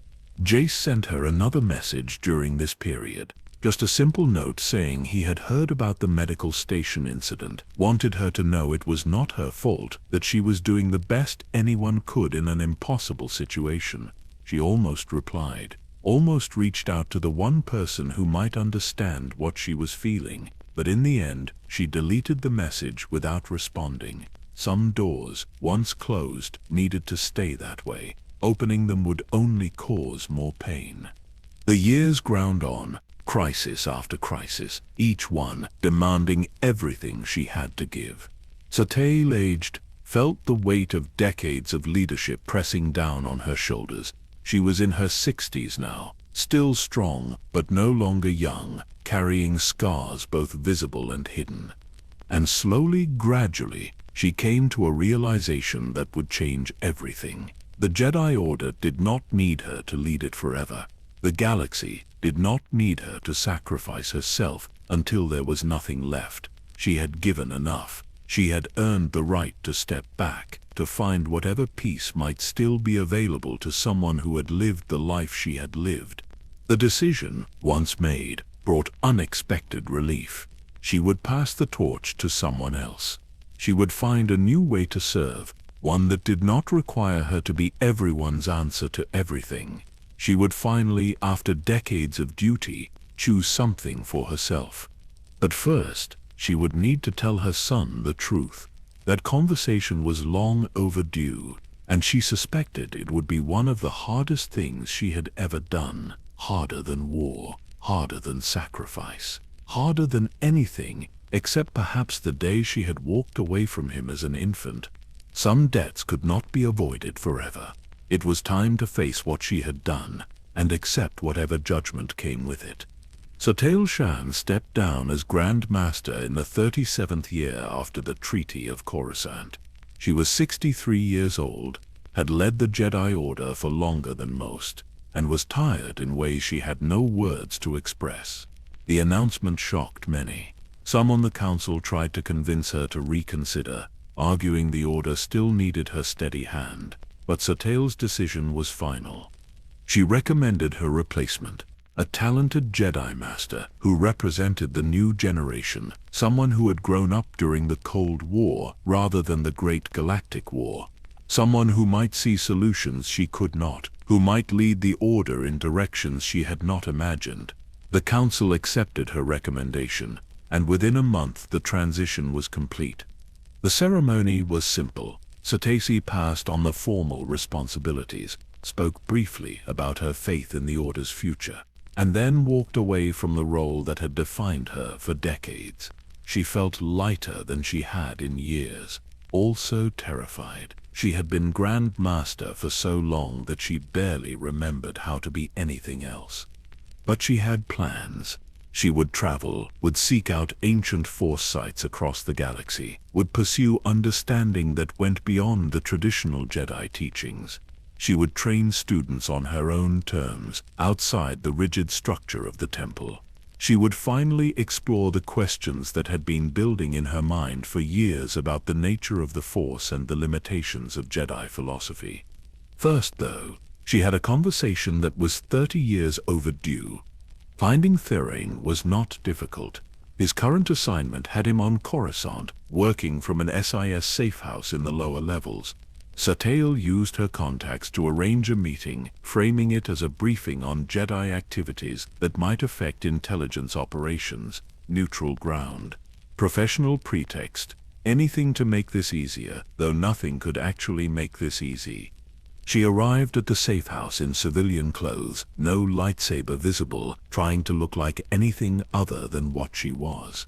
Therain greeted her at the door, professional and courteous, showing her into a small office cluttered with datapads and holographic displays. He offered her café. She accepted, needing something to do with her hands. They sat across a table that felt simultaneously too large and too small. Therain pulled up files he thought might be relevant to whatever intelligence matter had brought the former Grand Master to his door. Satele let him talk for a few minutes, watching him, memorizing details. He was in his early 30s now, confident in his abilities, respected in his field. He had built a good life, despite everything. Then she interrupted him gently. "Therain, this is not actually about intelligence sharing. I asked for this meeting because there is something you need to know, something I should have told you years ago." His expression shifted. Wildness replacing professional courtesy. Satele could see him analyzing the situation, trying to understand what this was really about. He was good at his job. He would figure it out quickly once she started. She took a breath and spoke the words she had been rehearsing for weeks. "I am your mother." Silence filled the small office. Therain stared at her, his face cycling through disbelief, confusion, anger. She watched him process it, saw the moment when he started connecting pieces, the Shan name they shared, the timing, why a Grand Master would take personal interest in a random SIS agent. His voice when he finally spoke was carefully controlled, the same control she used when trying not to show emotion. "You are going to need to explain that." So she did. She told him everything. The war, her relationship with Jace, the pregnancy, the impossible choice between duty and motherhood. She told him about watching him from afar, about the times she had nearly died inside seeing him in danger.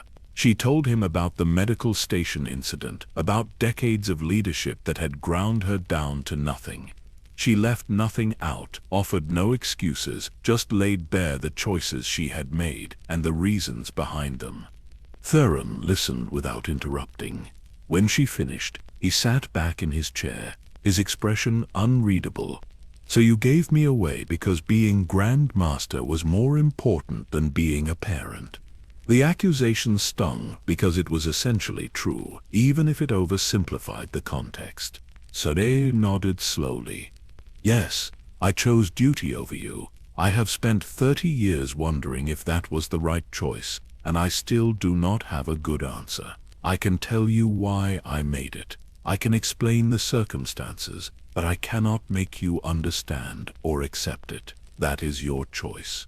Theron stood, paced to the window, stared out at Coruscant's endless cityscape. Satele waited, giving him time. She had sprung this on him with no warning. He deserved space to feel whatever he needed to feel. When he turned back, his eyes were hard. "Did my father know?" "He knows. Jace Malcolm is your father, and he made the same choice I did. We both walked away." Theron laughed, a bitter sound with no humor in it. "Of course, Jace Malcolm, Supreme Commander. I have met him at briefings, sat in the same room with my own father, and had no idea. Does everyone important in the Republic know about this except me?" "No. We told almost no one. The people who raised you know. Obviously, a handful of others. But we kept it secret to protect you from exactly the kind of attention being our son would bring. You built your career on your own merits, free from our shadows. That was the gift we tried to give you." Theron turned away again, and Satele saw his shoulders shaking. He was crying, she realized. Silent tears for a childhood spent without parents, for the betrayal of learning the truth so late, for everything he had missed. She wanted to go to him, to offer comfort, but she had given up that right decades ago. So she sat there watching her son grieve, accepting that this pain was her doing. Eventually, he wiped his eyes and faced her again. His voice was steadier now, though the anger remained. "Why tell me now? After all these years, why suddenly decide I deserve to know?" "Because I am stepping down as Grand Master. Because I am trying to make peace with my choices before I die. Because you deserve to know where you came from, even if you hate me for it. And because I am tired of lying, even by omission." The Theron considered this, then asked the question she had been dreading. "Do you regret it, giving me away?" The Satele met his eyes and answered with complete honesty. "Every single day. Not a day has passed when I did not think about you. Wonder if you were happy. Wish I could have been part of your life. But I do not regret my service to the Republic or the Jedi Order. Both things are true. I regret losing you, and I believe my service mattered. I do not know how to reconcile those truths, so I just carry them both." They talked for hours. Alderaan asked questions, some angry, some genuinely curious. Satele answered everything as honestly as she could. She told him about Kausi and Darak, about Revan and Bastila, about the legacy he carried whether he wanted it or not. She told him she was proud of what he had accomplished, that he had become someone remarkable entirely through his own efforts. By the end, the anger had not disappeared, but it had softened into something more complex. Understanding, perhaps not forgiveness. Not yet, maybe not ever, but a beginning of something. Theron walked her to the door. Before she left, he stopped her. "I do not know if I can call you mother. That word belongs to the woman who raised me. But maybe we could try being allies, people who share blood and try to understand each other." Satele felt tears threatening for the first time since the conversation began. She nodded, not trusting her voice. "I would like that very much." She left the safe house feeling simultaneously lighter and heavier than before. The truth was out. The consequences would unfold however they unfolded. But at least the lying was done. Jace contacted her a week later. Theron had reached out to him, confronted him with the same information. They had their own difficult conversation. Jace suggested the three of them meet, try to navigate this impossible situation together. Satele agreed. The meeting took place on a neutral world, a peaceful colony far from military installations or Jedi temples. Just three people sitting in a garden, trying to figure out how to be something resembling a family after 3 decades of pretending they were not connected. It was awkward. It was painful, but it was also necessary. They talked about what they had lost and what might still be possible. Jason and Satele looked at each other across 30 years of separation and found that the love which had once connected them had transformed into something gentler. Not romance anymore, but a deep understanding of shared sacrifice. Karan watched them interact and seemed to relax slightly, seeing that his parents genuinely cared about each other despite everything. It did not fix what had been broken, but it helped. They agreed to stay in contact, to try building relationships as adults rather than mourning the family they had never been. It would not be easy. Trust once shattered was difficult to repair, but they would make the attempt because the alternative was remaining strangers bound only by biology. As Satele returned to her ship after that first family meeting, she felt something she had not experienced in decades. Hope, not for grand galactic outcomes or military victories, just simple personal hope that maybe despite everything, some wounds could eventually heal. She had spent most of her life sacrificing personal happiness for duty. Perhaps now, in whatever years remained, she could find some balance. Could be both the servant of the Force and a person with connections, with relationships, with reasons to live beyond endless obligation. The galaxy no longer required her to be Grand Master. The Jedi Order was in capable hands. The Republic would survive or fall based on choices made by others.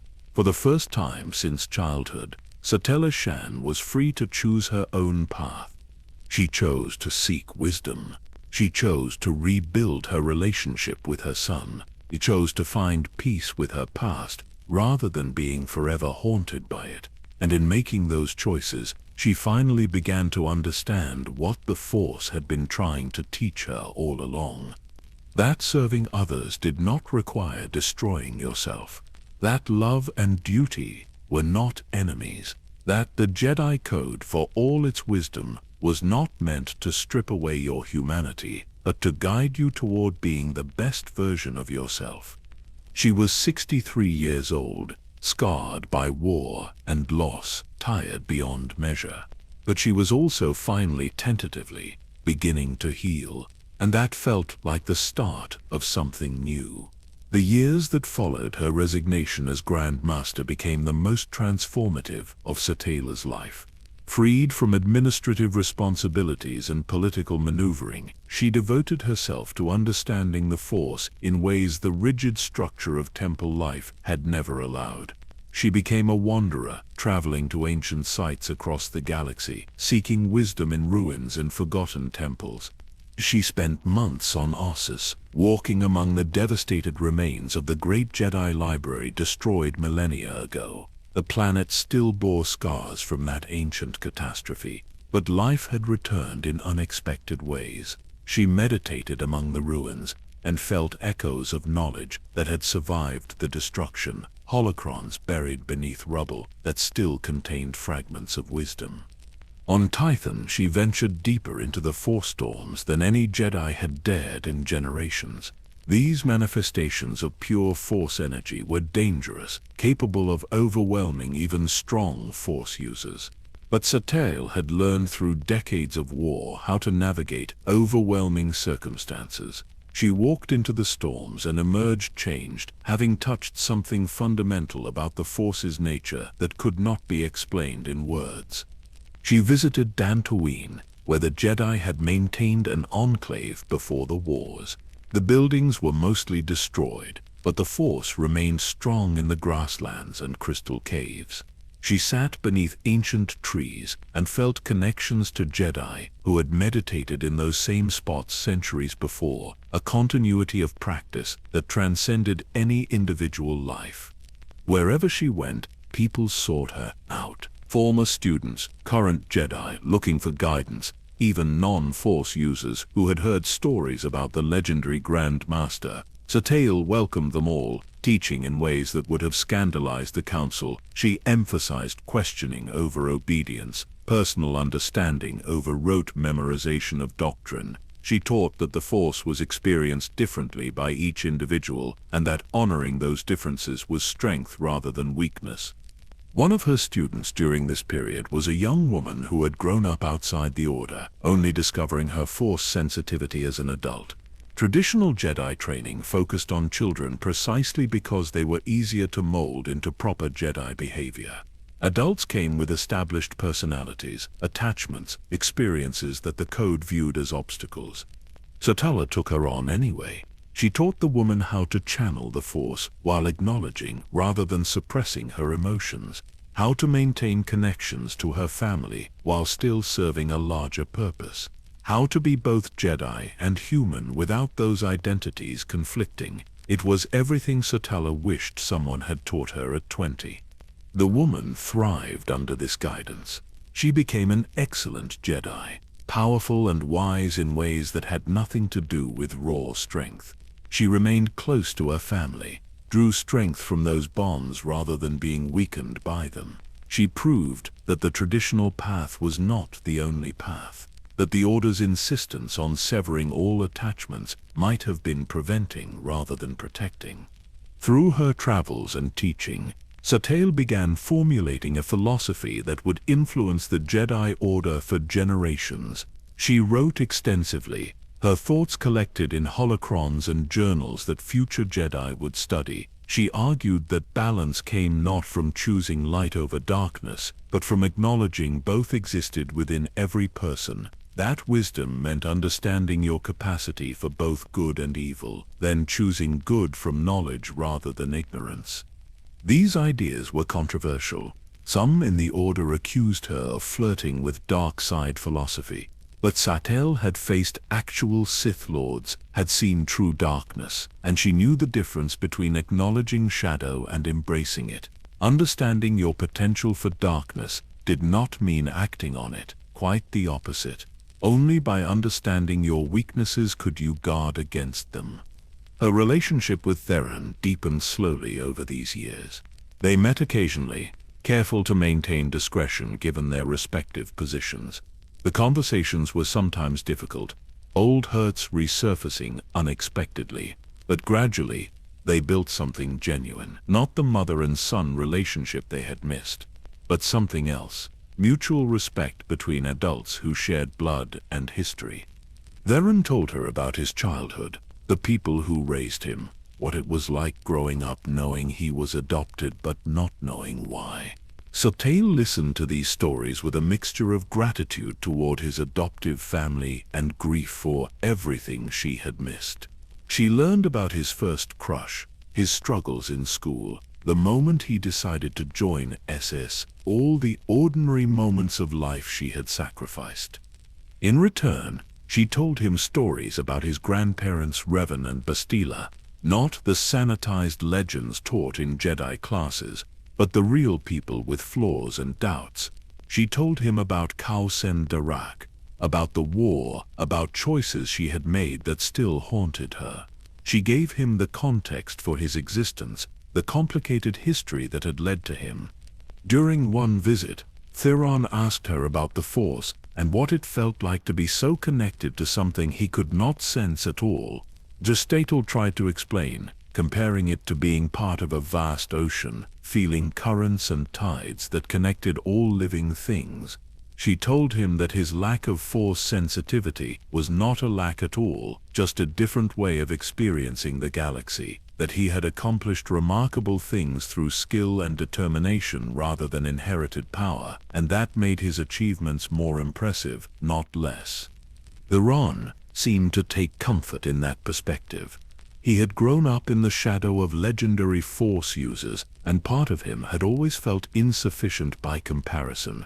Hearing his mother say that his path was equally valid helped heal something he had not realized needed healing. Stute also reunited with Jacy periodically. Their relationship had transformed into deep friendship built on shared history. They were not lovers anymore. That part of their lives had ended decades ago. But they understood each other in ways few people ever would. They had created a life together, and then given it away.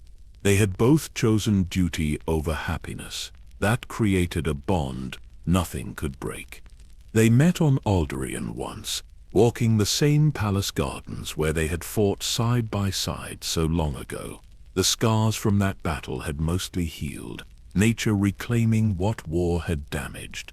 They talked about Theron, about the galaxy, about growing old. Jace had gray throughout his hair now, moved with the careful precision of someone whose body had been broken and repaired too many times. Satele saw her own aging reflected in him. "We did the right thing," Jace said quietly, "giving him to people who could raise him properly. I believe that, but it still hurts." Satele nodded. "The right choice and the easy choice are rarely the same. We chose right. We get to live with it hurting." They sat together in comfortable silence, two old soldiers watching sunset paint the mountains gold. It was enough. It would have to be enough. During this period of wandering and teaching, galactic events continued to unfold. The Sith Emperor, that ancient being who had orchestrated so much suffering across the centuries, was finally defeated. Not by Satele directly, but by the heroes she had helped train and guide. The Knight of Tython, the Barson Thor, the hero of Tython. These young Jedi she had mentored achieved what her generation could not. When news of the Emperor's death reached her, Satele felt a complex mixture of emotions: relief that the threat was ended, pride in her students, but also a strange melancholy. She had fought against the Emperor's machinations for her entire adult life. That struggle had defined her, shaped every major decision. Now it was over, and she had not struck the final blow. Part of her felt robbed of closure. Another part was grateful to have survived, to see the victory. The Force showed her visions of possible futures, timelines branching in infinite directions. Now that the Emperor's corrupting influence was removed, she saw the Republic potentially healing, reforming itself into something better. She saw the Jedi Order evolving beyond old limitations. She also saw darker possibilities, new threats rising to fill the void. The galaxy never lacked for problems, but those were concerns for the next generation. Satele had done her part. She had fought, had led, had sacrificed. Now others would carry the burden forward. That was how it should be. Each generation facing its own challenges, learning its own lessons. She was 70 now, still strong, but feeling her age. Her hair had gone completely gray. Her face showed lines earned through decades of difficult choices. Her body carried scars from countless battles, but her connection to the Force remained strong, perhaps stronger than ever, because she had finally learned to let it flow rather than trying to control it. She established a small sanctuary on a peaceful world in the Midrim, not a temple, just a simple dwelling with meditation gardens.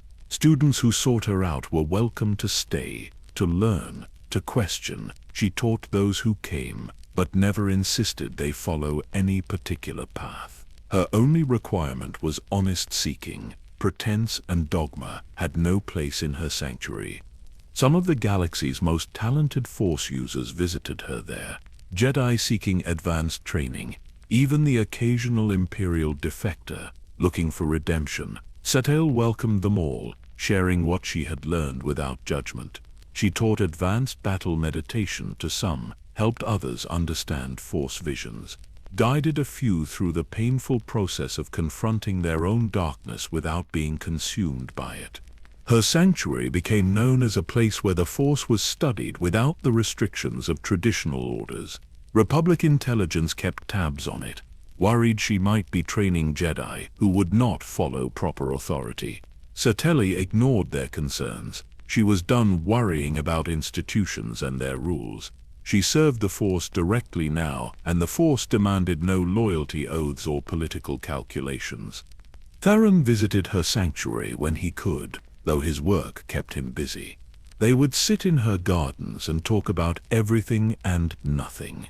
He told her about missions he had completed, though never in enough detail to compromise security. She told him about students she was training, philosophical questions she was exploring.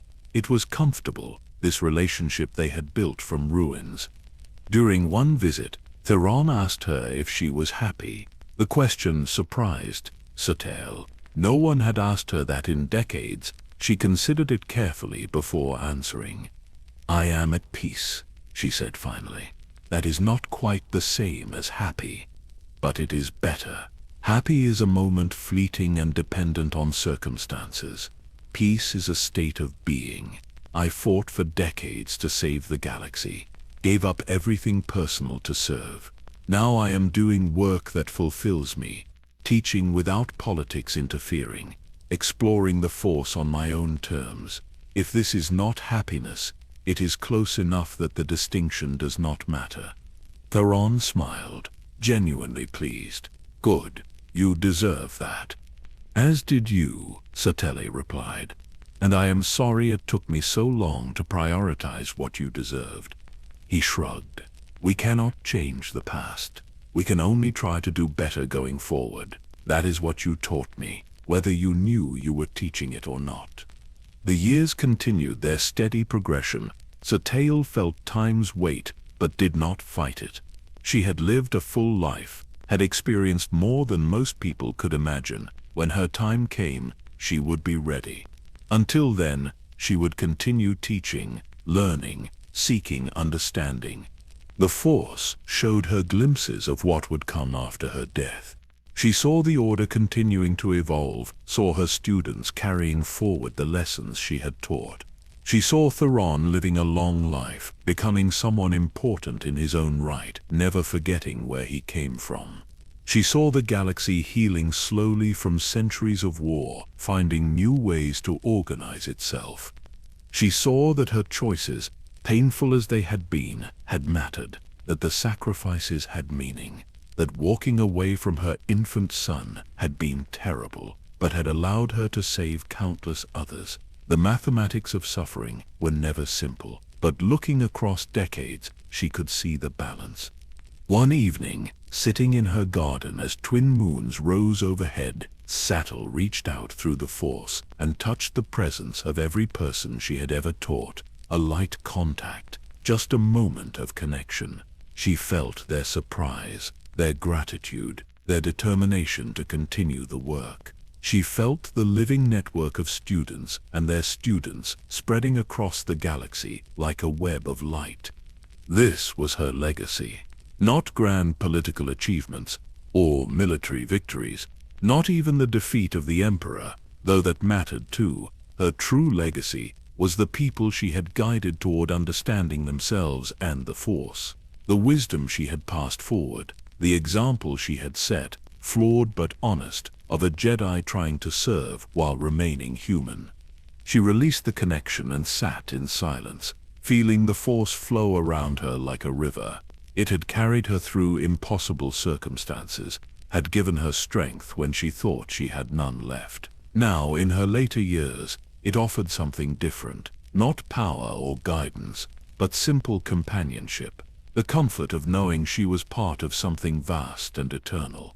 Satele Shan, descendant of legends, mother to a son she barely knew, former Grand Master, current teacher, and wandering sage, sat beneath alien moons and felt contentment, not the completion of all goals or the resolution of all pain, just the quiet satisfaction of having lived fully, having given what she could, having learned to accept both her strengths and limitations. The future would bring whatever it brought. She would face it as she had faced everything else, with courage tempered by wisdom and determination, softened by compassion. That was enough. That would always be enough.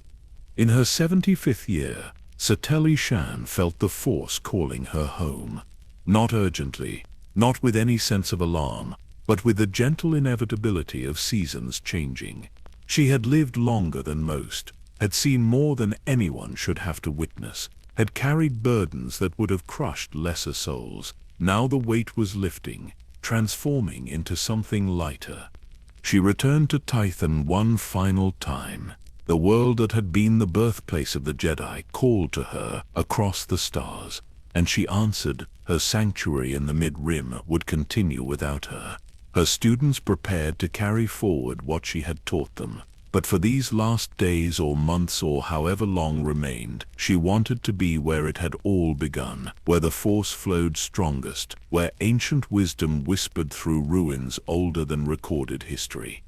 She walked the paths she had walked decades before, when she had first come to rebuild the Order after the Treaty of Coruscant. The temple still stood, maintained by young Jedi who trained in its halls, but Satele ventured beyond the temple grounds, into the wilderness where Force storms still raged and Jedi ruins crumbled slowly back into the earth. She found a place that felt right, a small clearing surrounded by ancient trees where two rivers met and merged into one. The Force sang here, harmonious and pure. She built a simple shelter, nothing elaborate, just enough to keep rain away. This would be her final meditation chamber, her last home before she became one with the Force itself.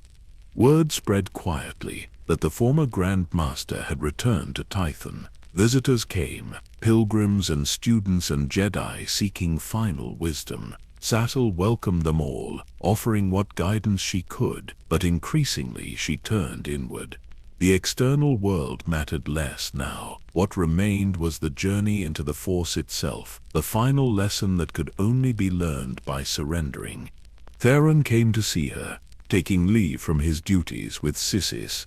He was in his 40s now, distinguished in his field, no longer the angry young man who had learned the truth about his parentage. They sat by the river and talked about small things. The weather, memories of past conversations, his work when he could discuss it. Nothing profound needed saying anymore. The relationship they had built, imperfect but genuine, spoke for itself. Before he left, Satele gave him something she had been saving, a holocron she had created specifically for him, containing not Jedi teachings but stories. Stories about Revan and Bastila, about Khal Sena Darak, about the war and the choices that had shaped his existence. Personal histories that belonged to him by right of blood.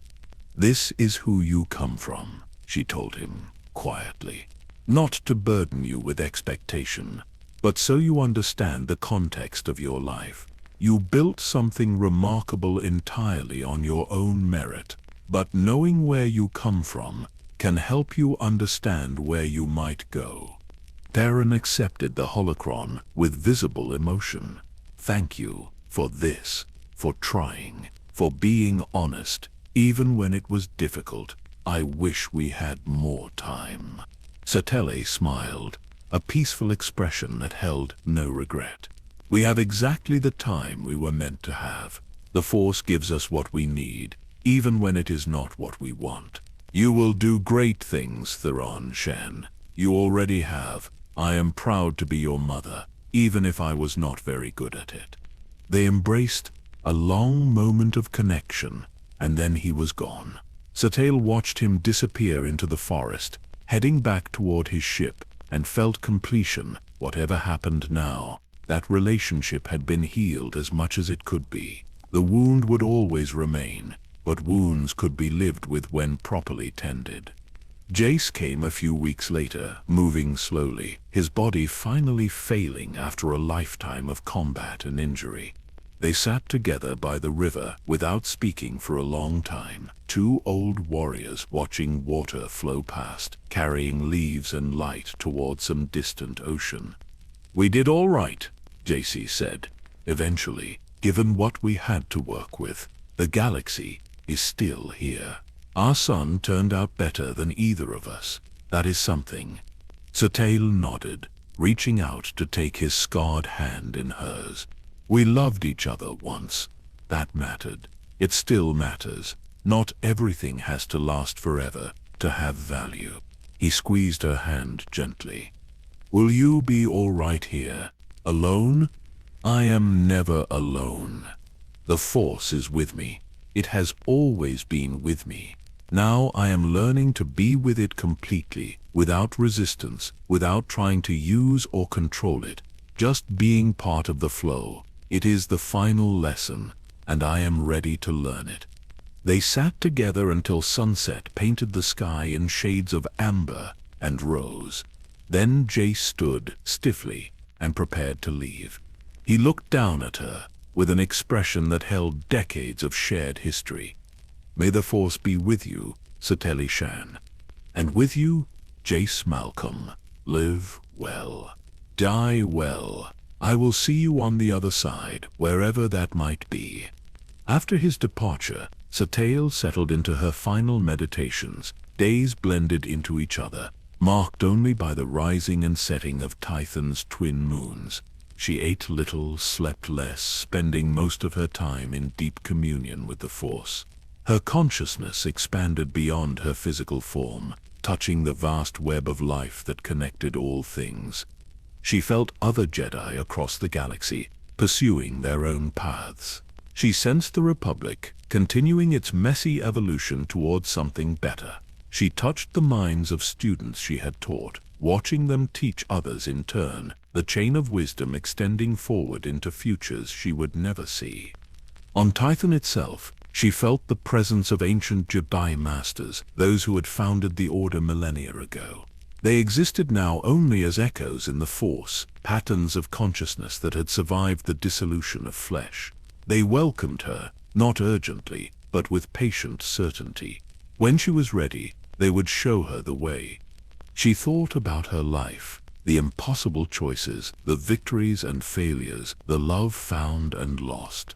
She thought about Revan and Bastila, whose choices had made her existence possible. She thought about Kansen Darak, whose sacrifice had given her the chance to become who she became. She thought about all the Jedi who had died under her command, whose trust she had honored as best she could. Most of all, she thought about Theron, the child she had held for 3 days before walking away. The man he had become without her. She hoped he understood, truly understood, that giving him up had been an act of love, even though it looked like abandonment. That his freedom from her shadow had been a gift, however painful it had been for her to give. The Force showed her that he did understand, or was beginning to. That was enough. One morning, as Tython's primary sun crested the horizon and painted the rivers gold, Satele Shan took her final breath. There was no pain, no struggle. She simply released her hold on physical existence and let the Force carry her consciousness into whatever came next. Her body remained by the river, peaceful in death, as her spirit joined the vast current of the Force itself. Young Jedi found her 3 days later. Drawn by a disturbance they felt through their connection to the Force. They built a cairn over her remains, marking the spot where one of the greatest Jedi of the age had returned to the Force. Pilgrims would visit that place for generations, seeking wisdom from the echoes of her presence that lingered in that clearing, where 2 rivers merged into one. Her legacy spread like ripples across the galaxy. The Jedi Order continued to evolve, influenced by her teachings about balance and questioning, and remaining human while serving the Force. Students she had trained became masters themselves, passing forward the lessons she had given them. Theron continued his work with SES, eventually rising to lead the organization, making decisions informed by understanding both duty and love. Centuries later, Jedi would still study her holocrons, would debate her philosophy, would learn from both her triumphs and her mistakes. Her name would be remembered alongside Revan and Bastila, another chapter in the Shan family story of impossible choices and stubborn determination to serve the light despite all obstacles. But in those final moments, as her consciousness dissolved into the Force, Satele thought of none of that. She thought only of peace, of rivers merging, of light spreading across water, of the endless cycle that turned death into rebirth, ignorance into understanding, separation into unity. She had been Satele Shan, Jedi Knight, Grand Master, mother, teacher, warrior, wanderer. She had been all these things, and none of them. In the end, she was simply part of the Force, as she had always been, as everyone always was beneath the illusions of separation. The twin moons of Tython rose over ancient ruins, casting silver light across forests and rivers. The Force flowed through all things, connecting past to present to future in an unbroken chain. And somewhere in that vast current, the consciousness that had been Satele Shan found rest at last, surrounded by everyone she had loved, finally free from the weight of impossible choices. Her story was complete, but the Force continued, eternal and patient, flowing through new generations who would face their own challenges, make their own sacrifices, learn their own lessons. That was the way of things. That was how it had always been, and would always be. May the Force be with them all. If you found peace in Satele's story tonight, if her journey through duty and sacrifice and eventual wisdom resonated with you, consider subscribing to this channel for more deep explorations of Star Wars Legends lore. There are countless stories still to tell, endless mysteries waiting in the shadows of galactic history. Let me know in the comments which character or event you would like to hear about next. Until then, rest well, and may your dreams carry you to galaxies far, far away.